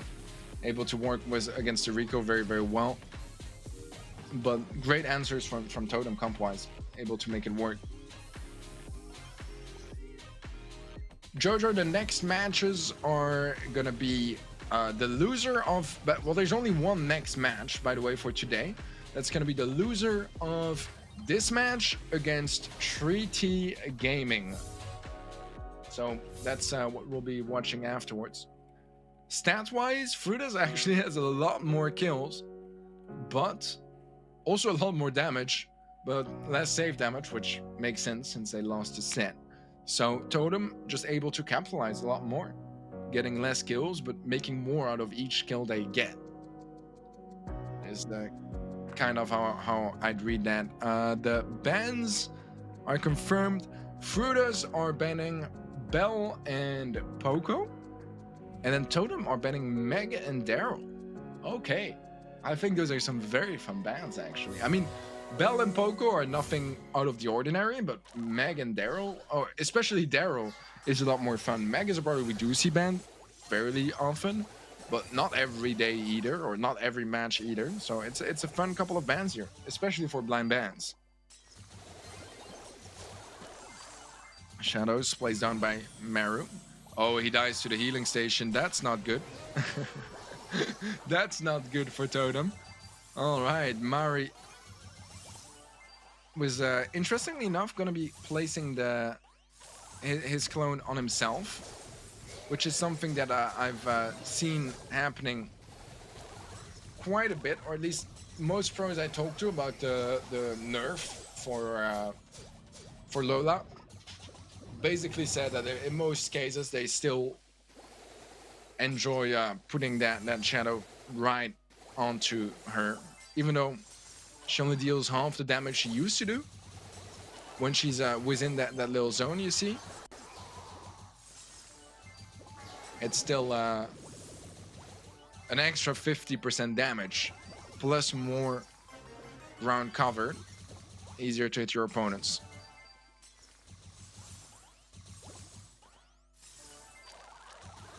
Second bot here for Frutas as well. Looking at the bolt economy, it's a little bit stronger for Totem. 3 bolts ahead, but they do have a retake in front of them. They don't take much damage, so if they get that final bot, it's pretty much a secured win. So the Breza gonna go for the super, trying to help gain that extra control.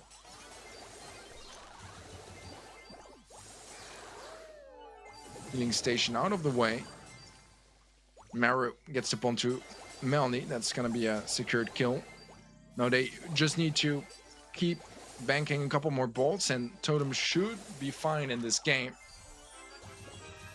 Level 8 bot, they have to deal damage though. 12% for the tie, 13 for the win. Level 8 bot and a Barley, this should not be too much of a problem.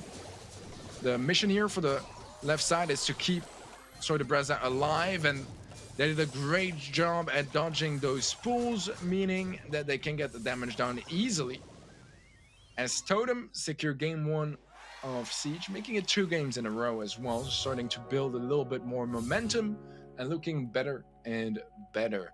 Although the 2 first bots were won by Frutas, by the way, but this is something I say sometimes about Siege as well, is if you get the first bot, it's not like mind-blowing to get the second one too, but where you can really sometimes separate the best teams, or no, sorry, great teams from the best teams, is when you're able to get those successful retakes, and Totem did just that. Now, they did have a bit of a bolt lead, so they were in a situation where they could afford to do so, but they did a great job overall at catching up and securing that game.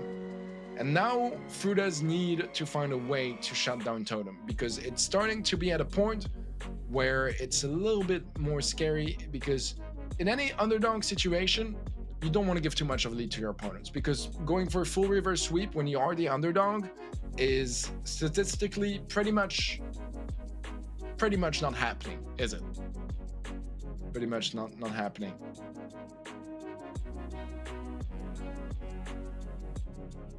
It's still really good placing done right on yourself, if not better.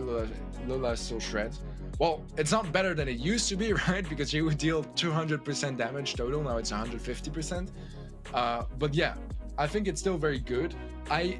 In a way, I kind of wish that you couldn't do it, like that would be like that the zone where she deals less damage would be a hitbox, kind of, where she can't get through. So you have to use her in a creative way, because I think that works too, you know? You can get some super cool off angles, you can pinch with yourself. Like, how cool is that? I think that's such a cool mechanic, that you can like cover an angle and pinch it from both sides using your clone. But it is still, as I said, it's safer to place it on yourself because it's going to stay alive for longer, and it's easier to play as well. But easier to play also means lowering the skill ceiling. So I don't love it. I don't love the fact that it's still a thing, and pretty much the main, if not only way Lola is being used. But it is what it is, and the first bot here once again going to be secured by Frutas, which, fair enough, they do have the buzz, which is really good at getting those early bolts. But used a couple of gadgets already to do so.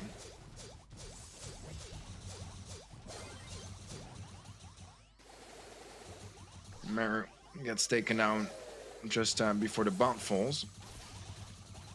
Which means he'll be a little bit later on the rotation, but nothing too scary just yet here for Totem. They have a decent amount of control. Mare takes so much damage, but he survives, and that's actually quite big. Oh, nice clone placement, but not nice enough, sadly, for Soy de Breza. Wasn't Soy de Breza, actually, it was Mari. It's going to be another bot for Frutas, and the bolt economy this time around is not quite as good for Totem as Frutas. are leading by 1 bolt. Bot is pushing forward. Does get absolutely shut down. That is one of the advantages of the Lola clone. But thing is, everyone is dead for Frutas besides Mari. He's alone on that retake. And with the current bolt count, this is pretty much GG's for this game. And now you can start questioning a little bit more of even that last game, as right now, sure, it's 1-1 in this set. But if you look at how many bots went which side, Frutas, this is their 5th bot. This is their 5th siege bot in 2 games. They did lose the previous one because they couldn't get the final bot, but it still says a lot about how strong they are at that control aspect. I do love how Totem actually did have a player go for a dive, but could only deal 16% damage, which is still a decent amount for a single player dive, but it's not going to be enough compared to the 30% that Frutas were able to find. What jersey is that in the background? It's a Team Flash jersey. It's a Team Flash jersey. It's Wiggly Spoos. Coach. Or manager. I think coach. Yeah, coach. I hesitate sometimes for some of the staff roles, but it is coach. I'm 100% sure. I had to think about it for a second. But it is coach for Team Flash.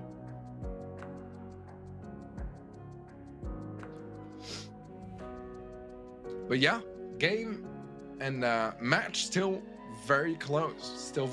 And I do feel like Totem are underperforming a little bit so far, but still in a position where, I mean, you know, they just need that next game, and it's a 2-0 lead, right? And sets.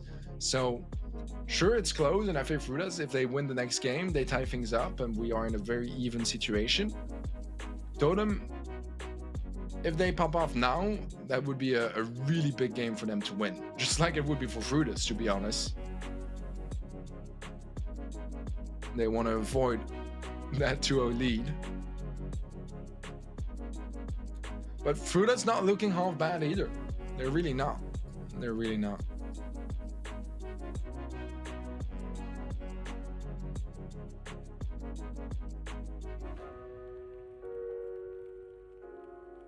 They're really not half bad. All right, let's see. The decider for this set.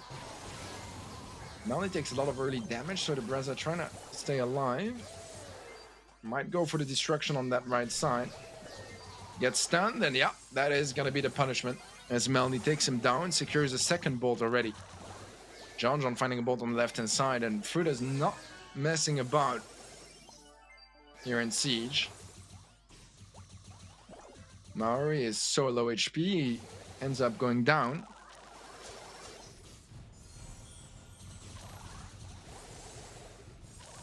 Bot is pushing forward here for Frutas.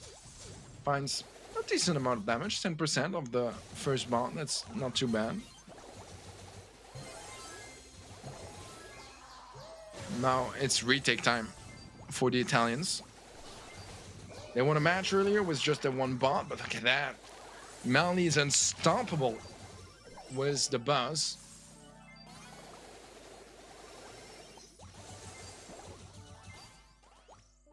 And honestly, the rest of Frutas is winning their lanes too.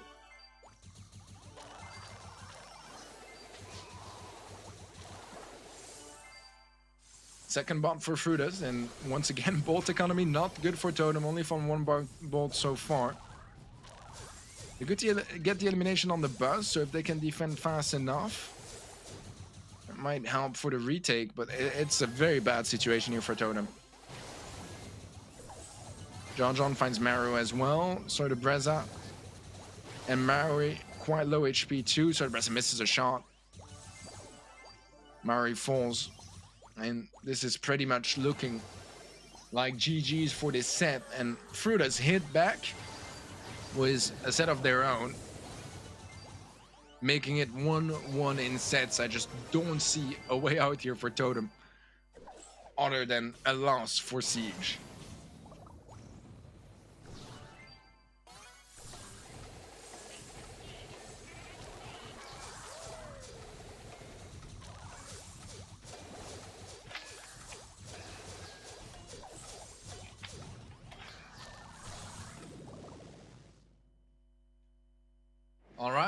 set for FA Frutas. I love the contrast between Melny with 0 trophies on his buzz, and I didn't see the name. I think it was John on the Rico was 1,500. Like, it's nothing. So then probably the only EMEA team not changing roster. That could be. I mean, it's a little bit too early in roster mania to really tell, right? Because obviously there's still a couple months to go before BSC starts again and before teams actually fully lock in and confirm their rosters.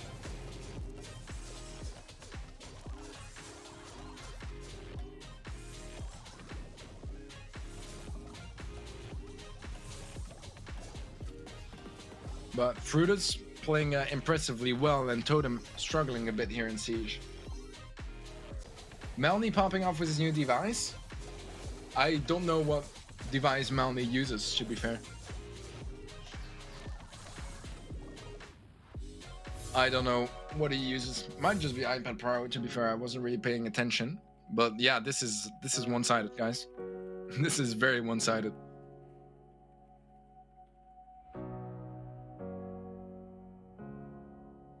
I mean, it's still better to place right on top of you, even though at times it doesn't do as much damage as it used to.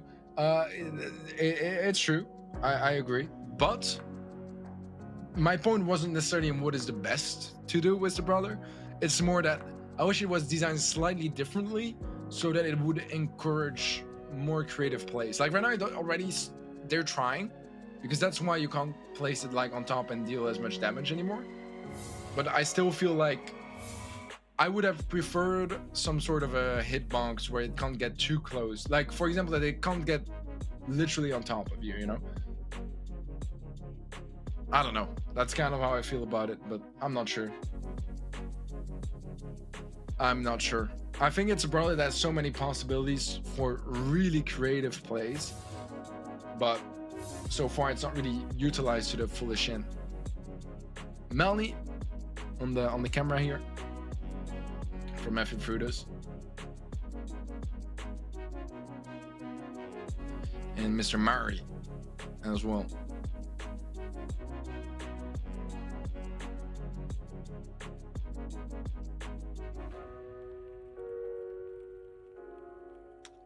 I think Melny is Italian too. I'm actually not entirely sure. I can try to look it up. Really quickly. But from my memory, he was. I might be wrong. Sometimes it happens. Sometimes. Not often. Let me check. Yeah, he is Italian. So this is not one of the very few times where I am.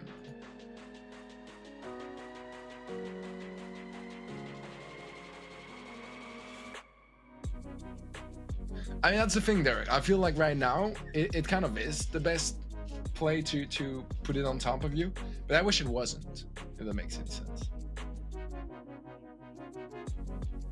Melny got an iPad Pro a while ago? Yeah. I see. Most pro players play on iPad Pro.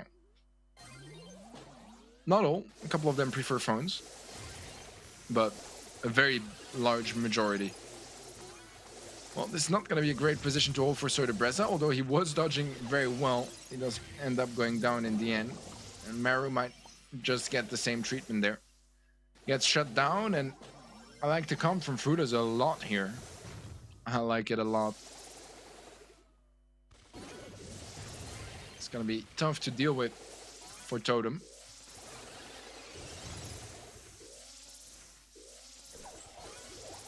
Oh, I love that dodge from Maru. Wow.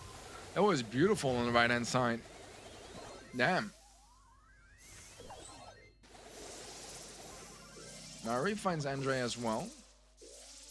We'll have to fall back and play a little bit safer for a second. So the Breza jumping in, trying to create a bit of space for Mari.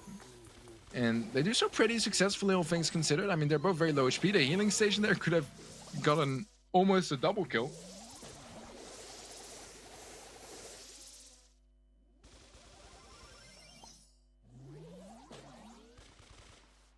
It's close though. it's very close, and John being uncontested on that right side is gonna almost give the lead to Frutas, but now Totem start fighting for the left side.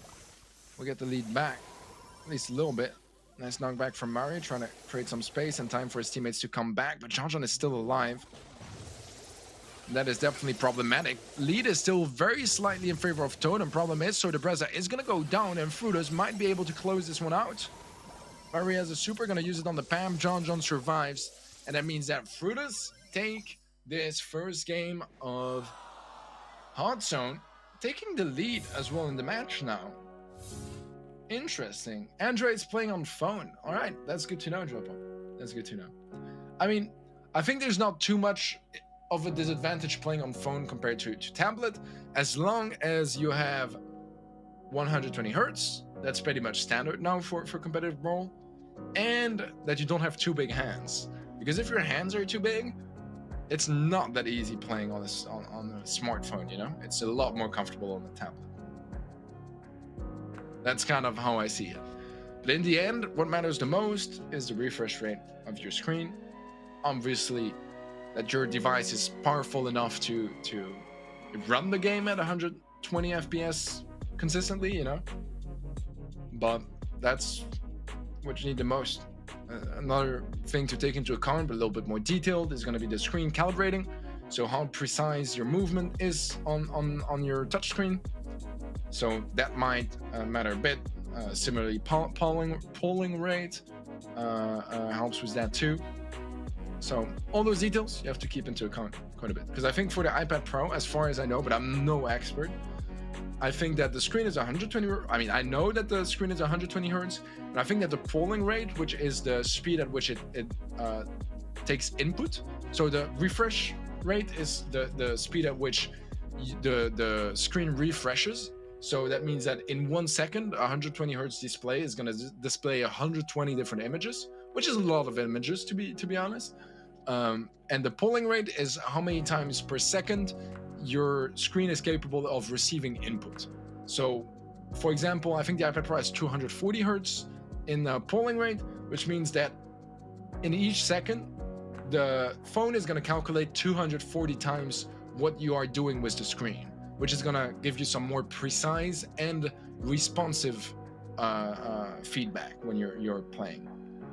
I don't know if that was a clear explanation, but those are kind of some things to take into account. I actually got the iPad Pro with a LiDAR sensor. I actually asked you, plus I can do SKL. Is that for? Does that stand for school? I'm not sure, but great. iPad Pro is a great device. It's my main as well right now for mobile gaming. It's very versatile. I like it.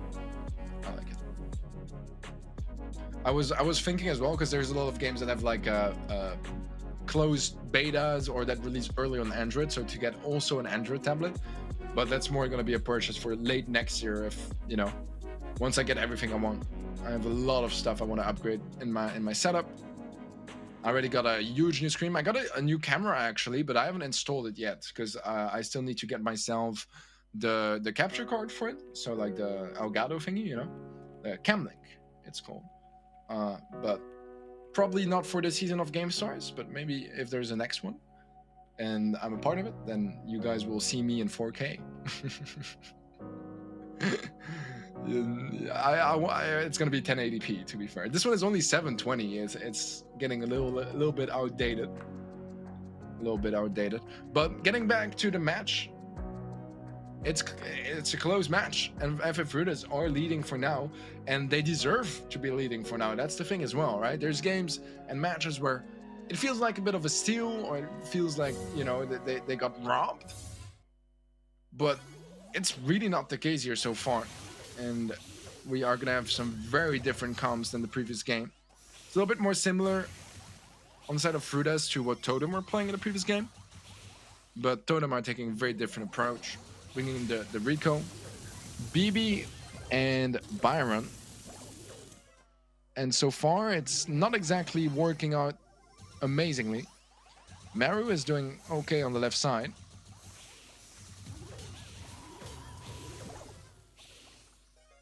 John John is going to go down. That's quite an important kill. Otherwise, that would have been a very big lead potentially happening here for Frutas.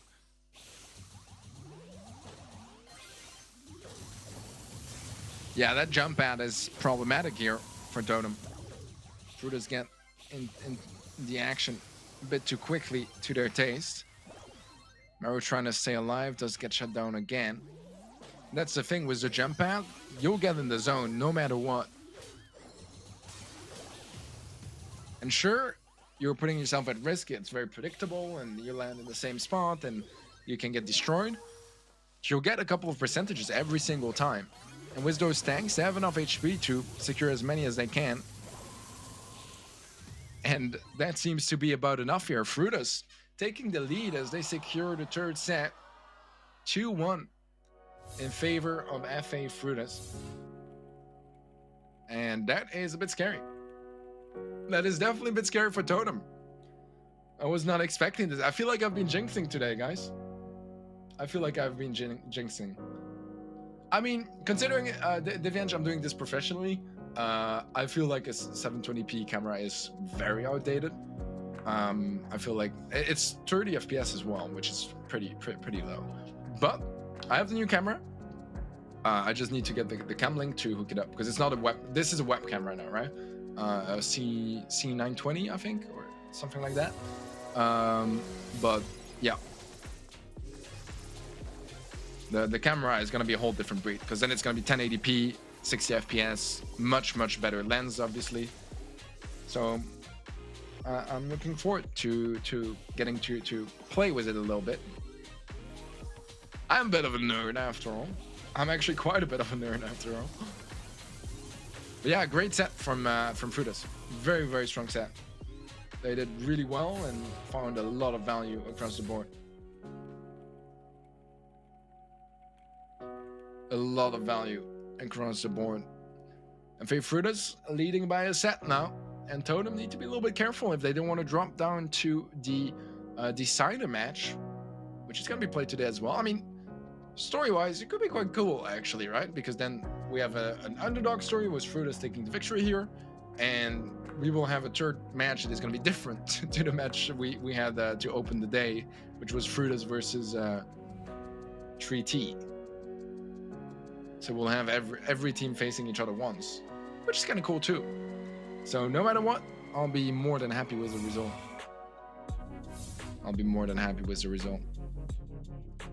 Stats-wise, so far the match is pretty one-sided.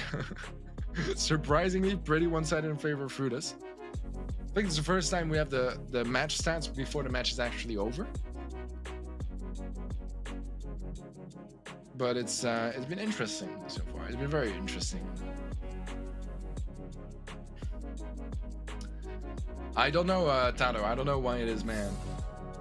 Maybe they know that you might scare your opponents a little bit too much if you do that. Maybe. But yeah, Frutas playing very well. That's the thing. I said it earlier as well, right? That Frutas, to win a match like this, they need to play very well, and they need Totem to not play at their full capability. Because if both teams face each other on their best days, Totem should take it, right? So far, it's a bit of a different story. Blue Star gets picked up by Frutas, so they'll take the early lead for now.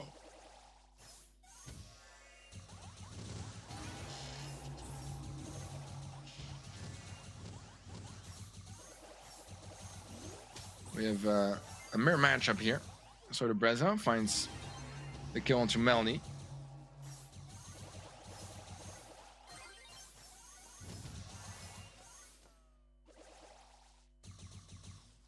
That's going to be giving the 1-star lead in favor of Totem.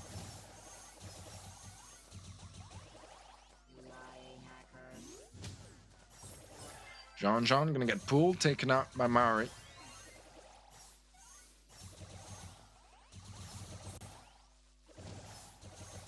There, Melny is able to get a nice positioning, but he's going to overextend a little bit, gets pulled by Maori.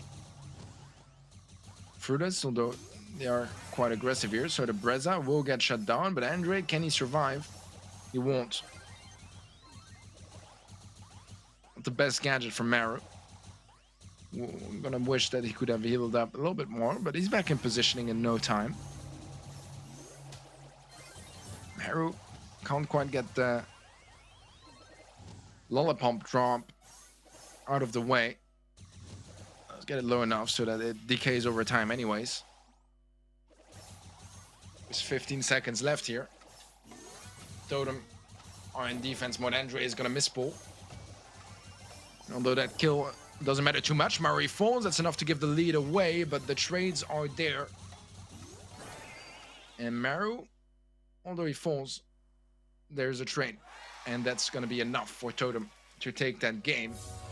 1-0 here in Bounty. And Totem, they don't want to give this match away to Frutos. They want to contest and push things to a 5th set. Aren't far from doing so, just need that one more win here in Bounty. And then we'll get to our 5th and final set. Alright, good night, Hasnain. Hope you have a great evening. And a great night, rather. That said was Joe, that's why. Yeah, exactly, Aaron. You are right. You are right. But so far, I mean, it's before I started doing the group stage, so Reddit canceled the first four days, and I did like 2, and then Reddit did 1, and I mean, you guys, that doesn't matter too much, but Reddit was like, yeah, there's been a lot of stomps, a lot of trios, and while I was casting, there were a lot of trios as well. But today, one of those days where I was expecting to see a couple of trios, we're not seeing those. We're seeing some very close matches, some potential underdog stories as well. Driss solo, oh, great snipes from Merrill around. Almost makes it a triple, but John will barely survive. Maru has to pull, connects it on John. That's the elimination. Maru almost goes down as well, but actually somehow survives. And now he has a good super to dissuade John from getting too close. 6 stars in favor of a blind totem.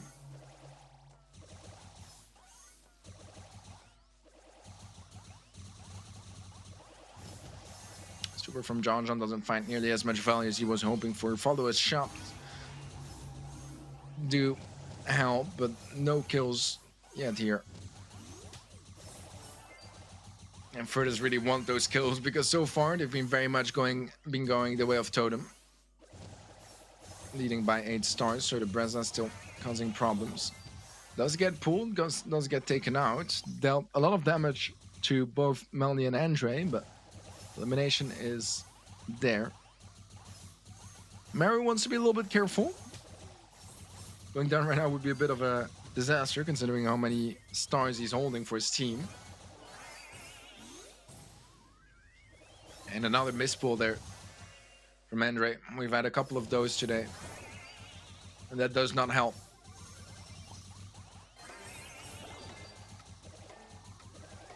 Right now he needs those pulls to connect, to turn around games like we've seen Gene do so often. In competitive, Mary solo HP goes down, 2-star difference. Mary survives, and that's just about enough to give this game and set to Totem. That was definitely not comfortable. That was close. That was very close, but set 5 is gonna be on the menu. What about set 5? I am not sure. I feel like it could be either gem grab or hot zone. It's gotta be gem grab or hot zone because we haven't seen either of those modes so far. We'll see which it is soon enough. Don't remember specifically the map either. Murray is a great genie, he really is. He really is. John played Rico really well. He's a very good Rico. Just couldn't quite pull it off there.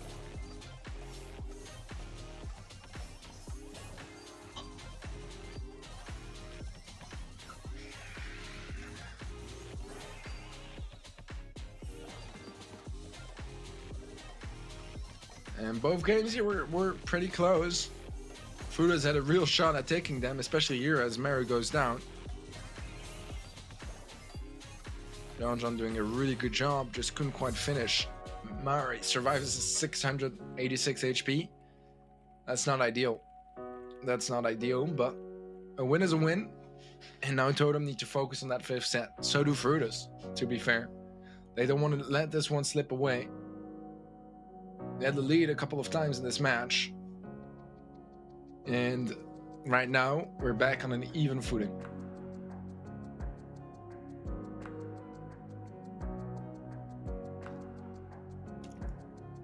Stars-wise, it's only a 5 stars difference. That's the thing. Only a 5-star difference in this set. And it's a 2-0 for Totem. So both of those games could absolutely have gone the other way around. And it would be a completely different story. But it is Gem Grab indeed for set 5. It's going to be a Minecart Madness as well. Tough map to close out your match. But here we go. 5th and final set between Reply Totem and FA Frutas. A nice snipe there from Sorta Breza is going to secure the elimination onto Melny.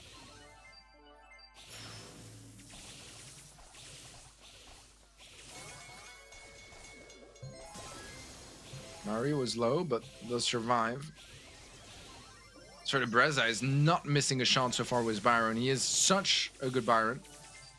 Does go down in the end, but Mari is able to get a couple of gems in the process, giving Totem a nice early 5-gem lead.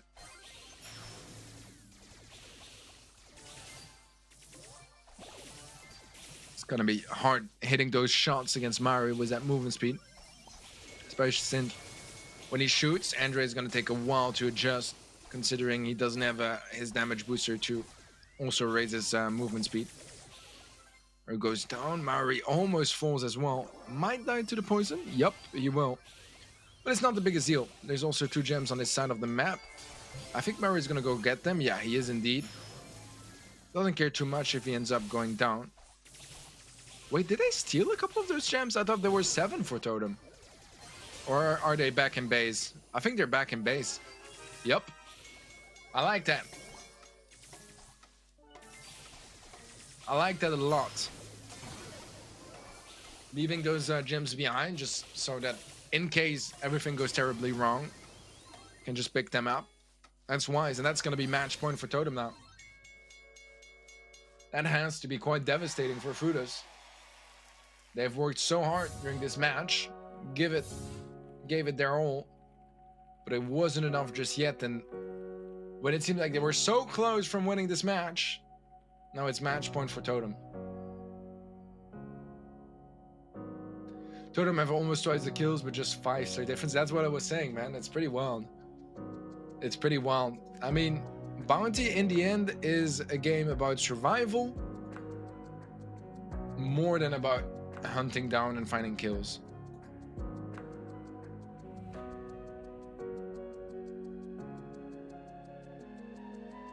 It was definitely very, very close. But it is, as I said, you know, about trying to stay alive as much as possible. Get a couple of kills and staying alive is better than getting a lot of kills and dying a lot, right? Because you to your opponents as well. Soy carrying with the Melez Byron. Yeah. Soy is insane on Byron, man. He just doesn't miss. And Melez is so good against so many different brawlers. Did you notice if Frutas were playing Melez or Injection on their Byron? Because I saw them earlier. I think they played Injection, but they weren't facing a healer, I think, so it didn't matter. So it was actually kind of good in a way.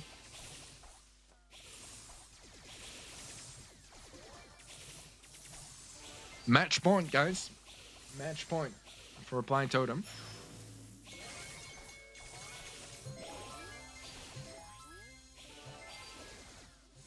Jump in there from Melny is gonna get the kill out of that. So far, this is looking like a very strong game from Frutas. 6 gems in their possession.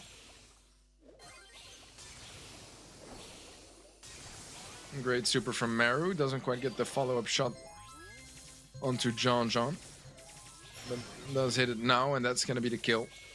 Gems are dropped down. TP from Andre. He is low, but he does have the damage booster to protect him a little bit as well.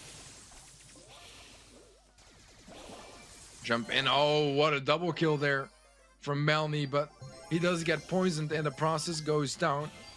It's not the end of the world because the gems get retrieved anyways, and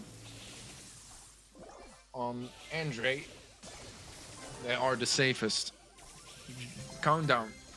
Starting for Frutas. And Totem need to find some kills.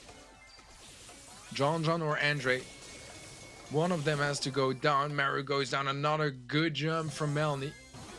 And he's been putting in some solid work here in this match as we head to double match point. A single game, guys, to be deciding the final score of this entire match. Single game separating both teams here from the international finals. And the nerves are going to be up, guys. Let me tell you that much. They want that tickets to the international finals. There is still a chance if they lose. It's not do or die just yet. If they lose, they will be playing the decider match against 3T Gaming. But is it a little bit scary for Totem that they're struggling so much against FA Frutas? FA Frutas, that would probably be around top 8 to 15 in the MEA, you know? It's not what we were expecting, for the least.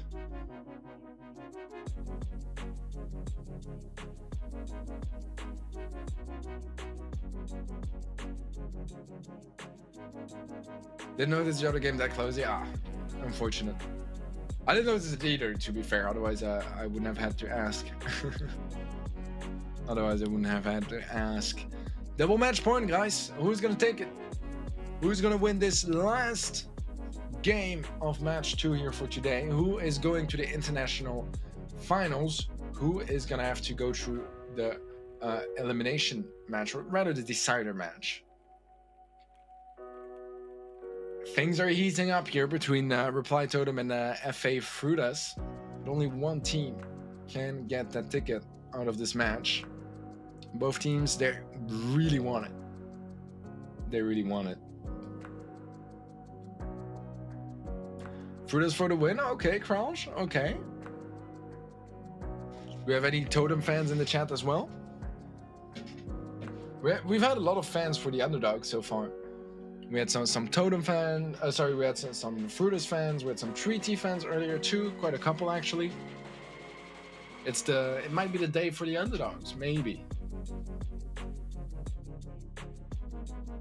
But Arctic Skin earlier, because I knew his name, but I've never watched him in competitive. I'll ask that question later on when we get to his match. All right. Let's move on to this double match point situation. A lot of control early on from Totem. And a mirror matchup as well, which is lovely for that decider game. Entire match here on the line, international finals on the line. So far, the start is a little bit stronger from Totem, but nothing that could not be recovered by Frutas. Jump in from Meru. It's all about creating some space for Meru to pick up more and more gems, sitting on 6 now compared to just the 1 for Frutas. Meru did take quite a bit of damage. Trade is there. Meru remains low HP for now.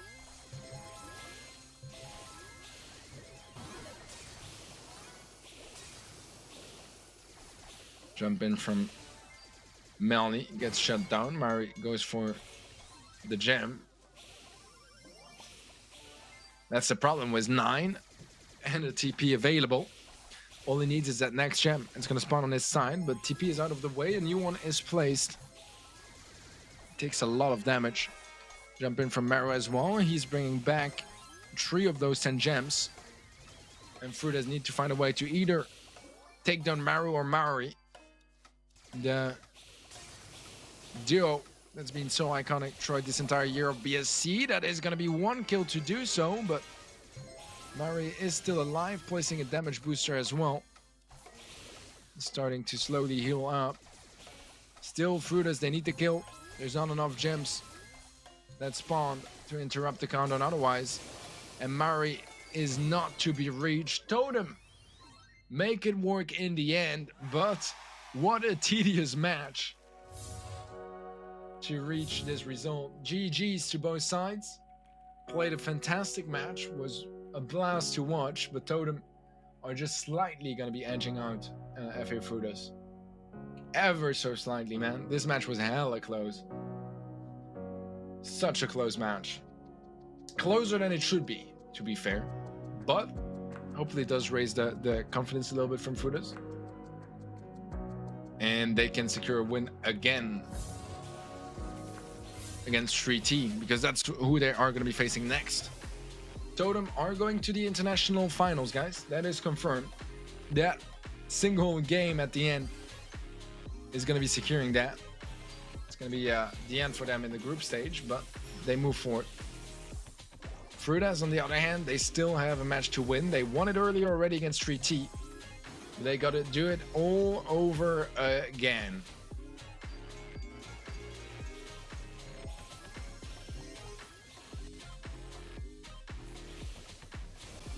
It's not going to be the easiest either. They will have to play the 2 matches in a row. In the meantime, 3T did have the chance to maybe watch some of this match, try to learn a little bit from it.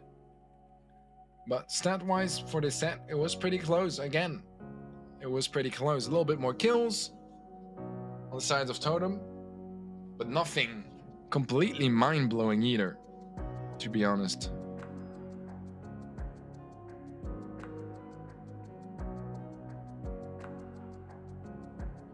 Nothing crazy either. 1 gem difference, rip, yup. If one more gem spawned, they would have been able to interrupt the countdown. They did a great job, to be fair. That was a really strong performance from Frutas, just not quite good enough. And look at the match stats. The match goes to Totem, but kills-wise and damage-wise, it's significantly in favor of FA Frutas. That says how close this was. I talked about it earlier a little bit as well, right? That there was, you know, and there often is, you know, teams that are able to capitalize more out of kills or finish kills easier, and that can be translated in the stats a little bit. But yeah, I'll see you guys in a couple of minutes. We are going to be heading towards a short break before we move on to our third and final match of the day. It's going to be the decider match. I'll explain some more details again right after the break. I'll see you guys in a couple of minutes.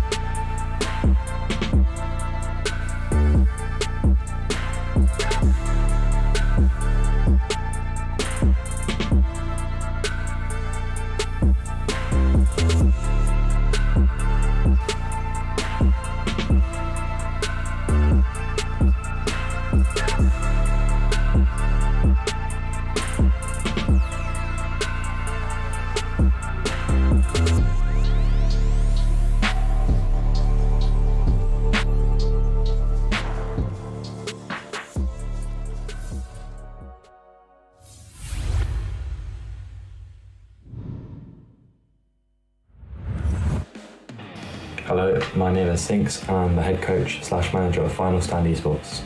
Hi guys, my name is Burak. My nickname is MBC. I am a player in Team Lixa Esports. We are here to be champions.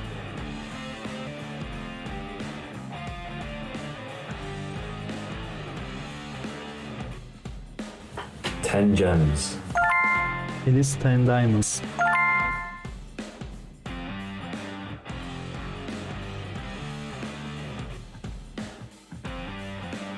No, you can't get that BB skin in Lunar New Year.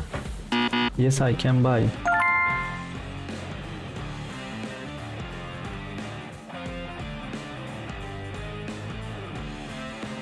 I think there's 8 epic rulers, right? 8 characters, Piper, Pam, Frank, BB, B, Nani, Edgar, and Griff.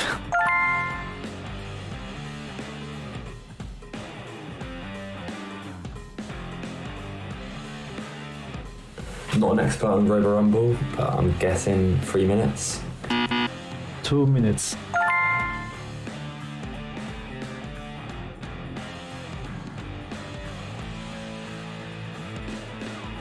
With the most recent club change, I'm pretty sure it's 30. 30 members.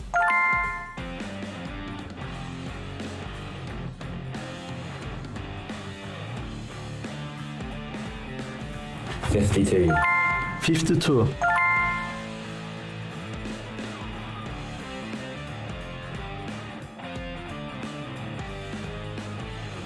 I'm gonna say 3,200. 3,200.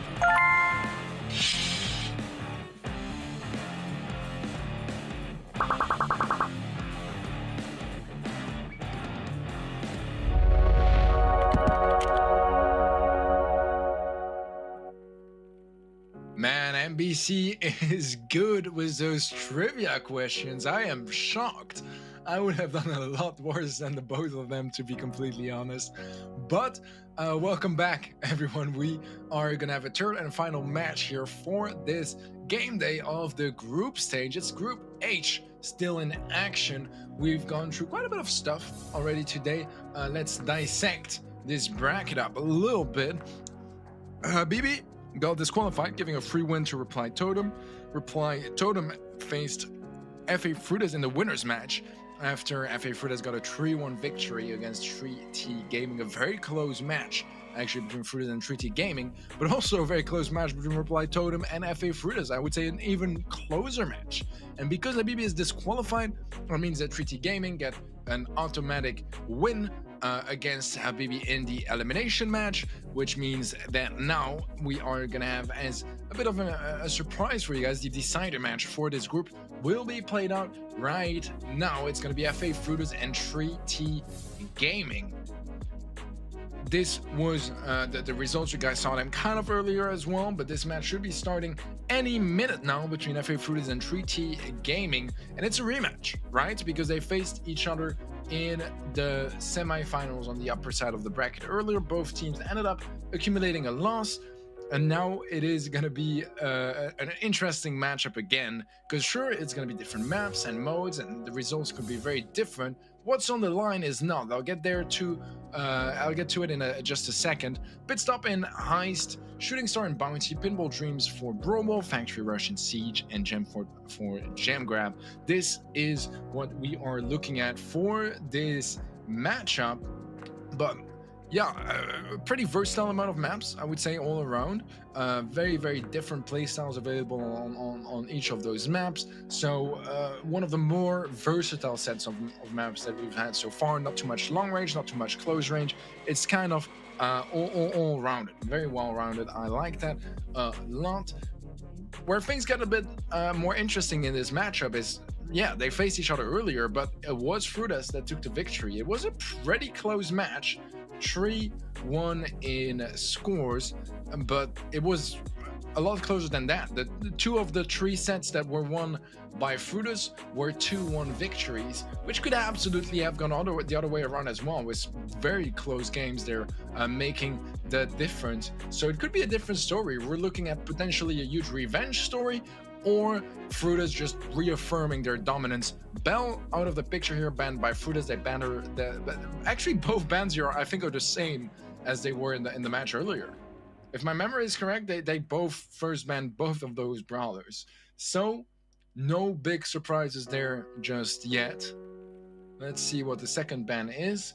From the top of my head, what did they ban earlier as second bans? I think B was banned by 3T as a second ban, and Poco was banned by Frutas. Look at that, guys. Look at that. Remembering it.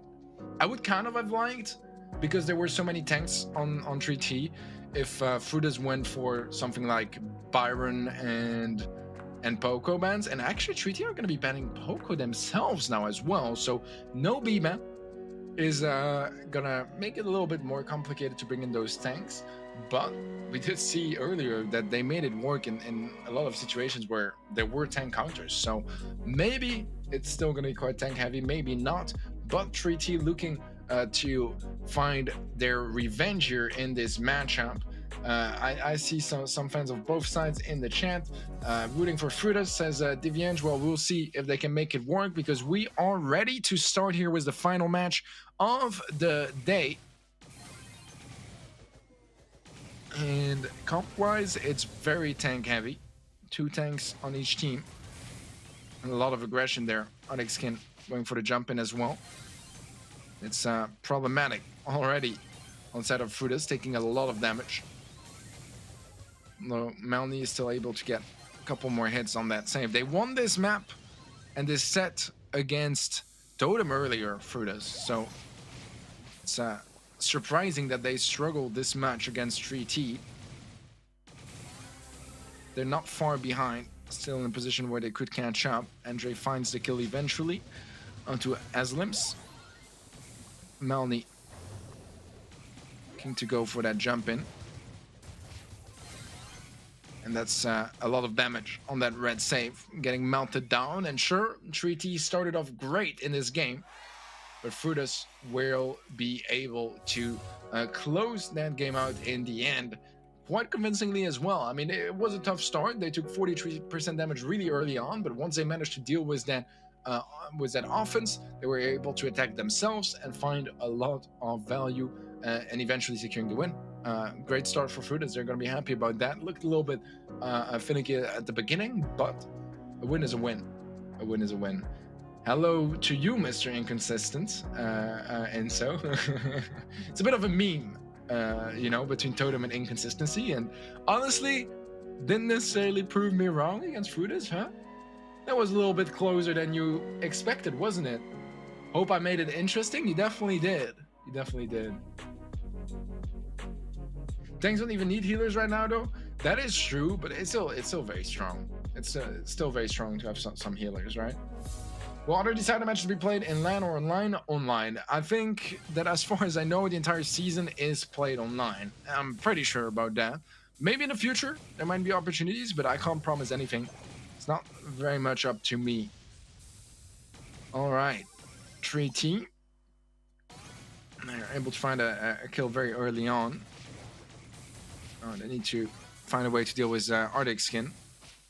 Which might not be the easiest job for a Primo. Aslims finds elimination onto Andre. John there was the trade, but in the meantime, damage is pouring down on that blue safe.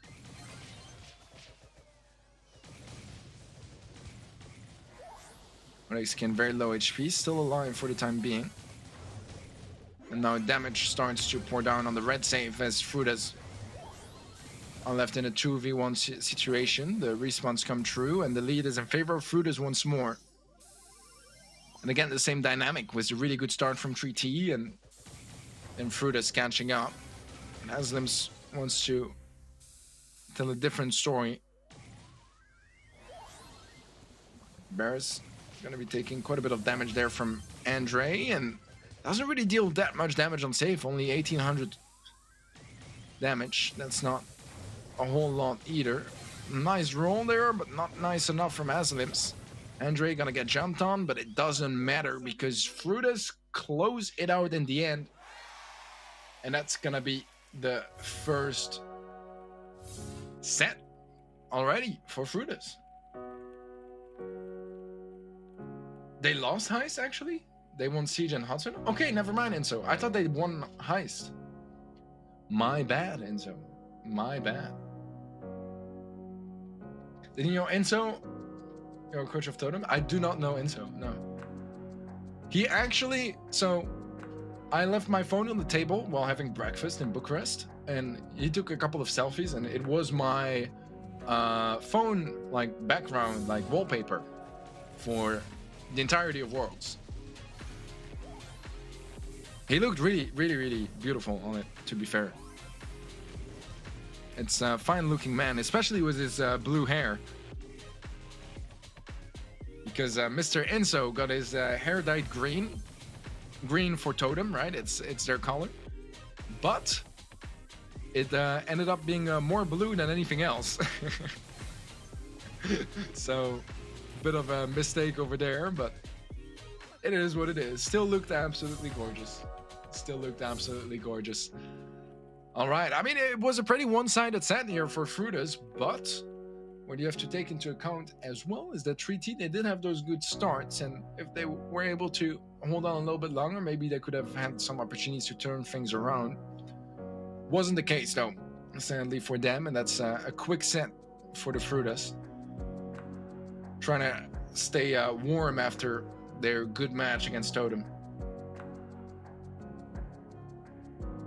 That was a close match. They are definitely coming in warmed up, that's for the least, but there is a bit of a line, you know, where you can go between being not warmed up, being warmed up, or being maybe a little bit exhausted from playing too much.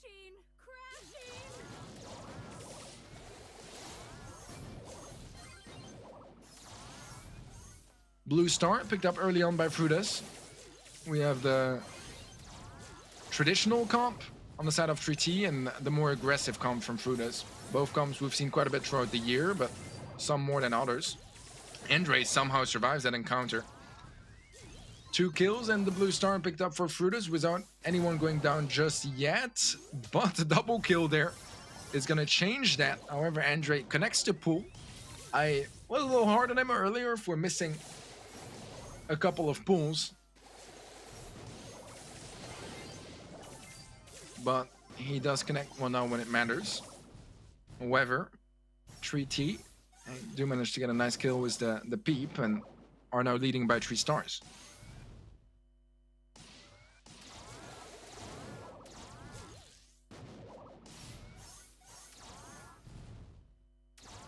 "50 seconds left on the clock."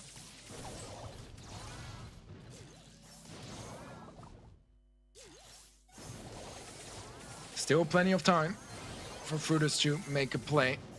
And Piper jump is risky because Melny is literally waiting for him on the landing. Like a cab at the airport. And now the 3-star lead is in favor of Frutas, and 3T need to make a push. Jean-Jean gonna be tanking that peep.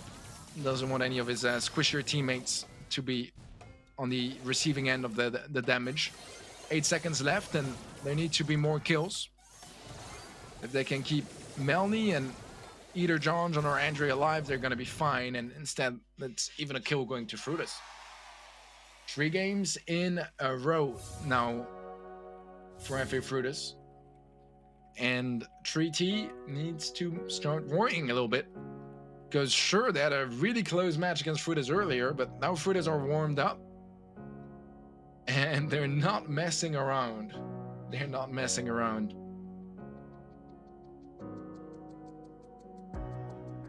It was supposed to be green, I know, and so, but it really wasn't. It wasn't kind of blue. It was blue. I remember because the first thing I said is, why do you have blue hair? I didn't say, why do you have green hair? I said, why do you have blue hair? 3 kills happened the very second that he says no kills so far, another classic Daddy Jinx. Well, you know, it's more of a... At this point, I am mastering the jinx. It's not that I jinx on purpose. That's the thing you have to keep in mind, right? I feel like the game is a little still, and I'm gonna say, oh, no kills, and then right after the kills come in, you know? So actually, you should thank me for that, Diviange.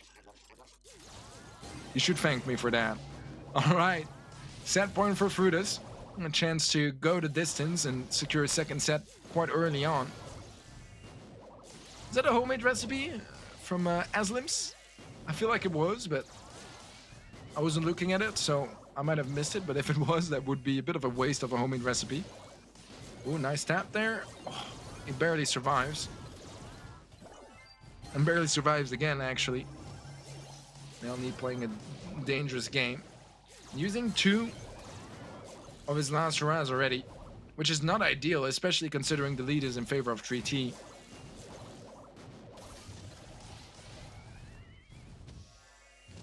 Keep moving forward, and that's the last hurrah.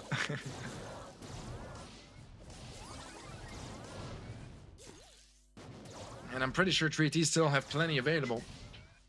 The stick is quite squishy and a bit of a weakness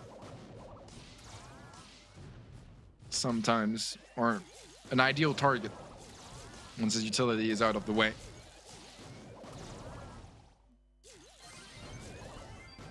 Ooh, nice snipe from Andre.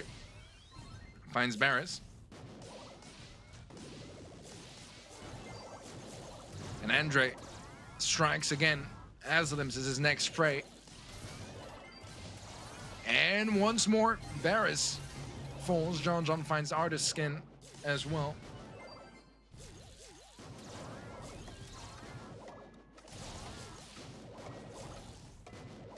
Ten more seconds.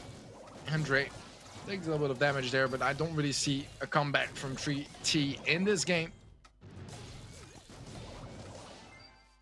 And that's going to be Frutas with 4 games in a row, making it a 2-set lead already.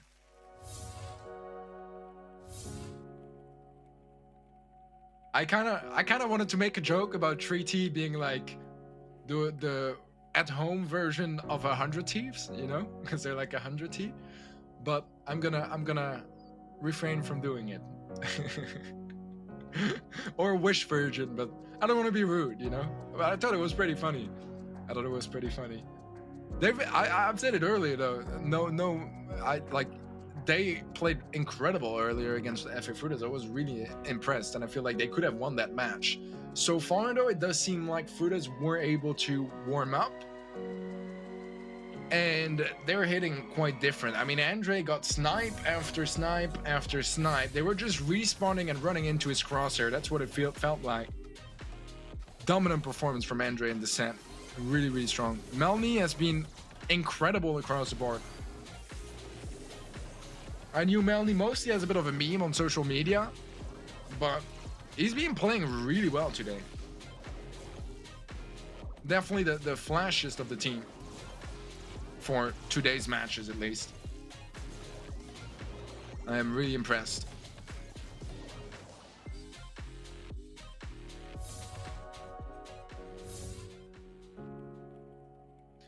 One minute for 90 second heights on Tick missed it. Yeah, that hurts. I mean, I don't think I have to say too much about the stats here. There's a lot more damage for 3T actually, which is interesting, but I'm not entirely sure how, where, why, or when. It could be from the first game where there was the PAM and the healing station, which means that they can afford to take more damage on FA Frutas, if you guys get what I mean. But that's pretty much as far as it goes stat-wise. And Brawl is kicking in, and Frutas are not messing around here either. That was the set that 3T won against Frutas in the opening match today. And it seems like Frutas, 20 seconds in already score. It's a pretty different dynamic. Stun onto Andre, follow-up stun from Melny connects onto Barris. Kill doesn't though, and Barris goes for the shot. However, Andre is there to get it. It was close. That was a good play from Barons, actually. Mechanically, pretty on point. Slowed down a little bit, but look at that. There's no one stopping John here. And Frutus are at match point. We talked about not having any trio sweeps today while I was expecting some of them, especially for this match, in the opening match, but it seems like the rematch kind of gives us what we were expecting. It would have been nicer the other way around, you know? It would have been nicer the other way around, because then it would have that whole revenge story hype and stuff. Right now, I will have to agree with Derek and Chad. 3T seemed discouraged and defeated. That was pretty much what I was about to say. Match point, guys, for Frutus. One game, and they are going to the international playoffs. One of the few teams that are confirmed, because most teams haven't played their decider matches yet. So they're either qualified by winning the winners match, or they're waiting for this weekend. So, a little bit of hype there for Frutus. They can start to smell the taste of victory of the international finals. But they need one more game before it's locked in. They won 5 in a row. I don't see them stopping anytime soon. But 3T showed us the signs of life earlier that they can win games against Frutus.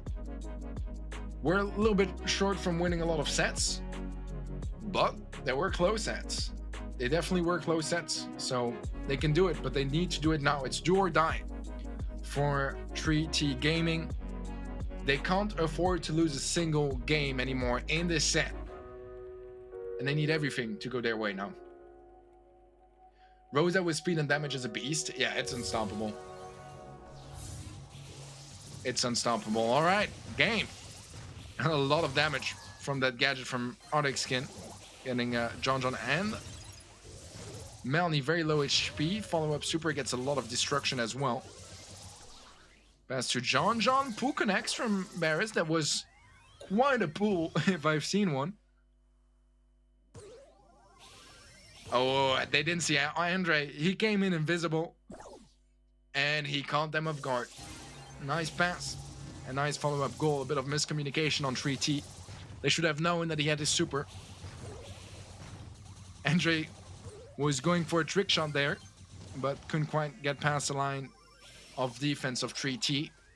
One goal in, still a minute and 40 seconds on the clock, and 3T need a miracle to stay in this season of GameStars. Goal from Barris connects, but doesn't find the kill. John will go down, but can they stop the Leon? It doesn't seem like it, and that's gonna be GG's well played as Frutus sweep 3T in the end. And I was kind of hyped up. I was there like we could have a nice revenge story and a very back and forth match. But it seems like 3T have nothing left in them. They gave everything they had in their opening match. Wasn't enough. It was close. It was so close, but it wasn't quite enough. And Frutus, they were here for the endurance run. Able to make it all the way. Just had the more stamina out of the two teams. Because they played one extra match as well. And yet, they were the ones coming in hot here. Coming in fresh. Good performance from Frutus today. They can be very happy. A game away from taking down the likes of Reply Totem. And still qualifying in the end here for the international playoffs. Great performance from FA Frutus. They can be very happy. Totem obviously qualifying as well. Will be more than happy too. 3T, once again, it's one of those stories where they are definitely disappointed because no one is happy about losing. But I think they can go home with their heads proud. They had a really good match against Frutus, and Frutus is a very decent team. So if I was 3T Gaming and if they are listening to the stream, I'd be happy with how they performed today because they learned. And they've improved since last time. It's only up from here. It's only up from here. GG's, man. Really, GG's. Enjoy the stream. I'm glad you did, Divyenge. I give it my all to try to keep it as entertaining as possible. It's not the easiest all the time to be solo casting. you run out of stuff to talk about, but you guys in chat were awesome, keeping me hyped up and giving me useful information, all that stuff. I genuinely appreciate you guys a lot for that. I genuinely appreciate you guys a lot for that. I mean, stat-wise, there's not really anything to say, is there? Very much FA Frutas dominating. And although damage seems to be in favor of 3T, damage doesn't always mean the most. Damage doesn't always mean the most. It's about making the most out of the damage you deal. That means securing kills, confirming those kills, and also capitalizing, converting it into completing objectives. It's something I've talked about quite a bit, and I like to talk about that a lot when you have some of those upcoming teams like 3T Gaming today, but so many in the group stage in general, because it's more than just who gets more damage or who gets more kills wins. You have to, you know, make sure you capitalize on every kill you get, and eventually out of every little hit of damage you get on your opponents. And teams like Reply Totem or even FA Frutas, they do an amazing job at that. I mean, you saw Reply Totem. They were behind in kills, behind in damage, behind in objectives, in everything against Frutas. Not behind in objectives, actually. But they still were able to make more out of every single little tick of damage they could deal. Every single tick of damage has a purpose of getting them closer to winning each game, each set, each match. And that makes a big difference at this level of play. That makes a world of difference. But yeah, GG's. GG's Frutas going to the international finals in 2nd seed. Reply Totem was 1st seed. And 3T and Habibi sadly going home. Habibi was the DQ, and 3T losing the decider match. And that is already gonna be closing out the group stage for the regular matches. We will have all of the decider matches played out tomorrow and Sunday. That is going to be very hype. Love the decider matches last season. I can guarantee those matches are going to be great here as well. So make sure you guys tune in tomorrow and Sunday for the decider matches if you want to get a bit of a glimpse of that. We already had a bit of a preview here, but sadly it was a sweep. However, I'm sure we will have some amazing matches this weekend. Make sure you guys tune in for that. I'll be casting that as well before we will dual casters ready set for the playoffs. So all around, only good news for this. But guys, this is going to be it for the show for today. I hope you guys enjoyed it, and I hope I get to see you guys this weekend for the decider matches. I'll see you guys tomorrow. Brawlers! The showdown will make history! Best teams from Russia, Ukraine, Poland, France and Turkey. Winners of the Open qualifiers and top 8 invited teams will meet in the final battle for the champion title and a bounty of $10,000. Join the stream on December the 7th. Don't miss out on the epic international group stage of GameStars Brawl Stars Season 2.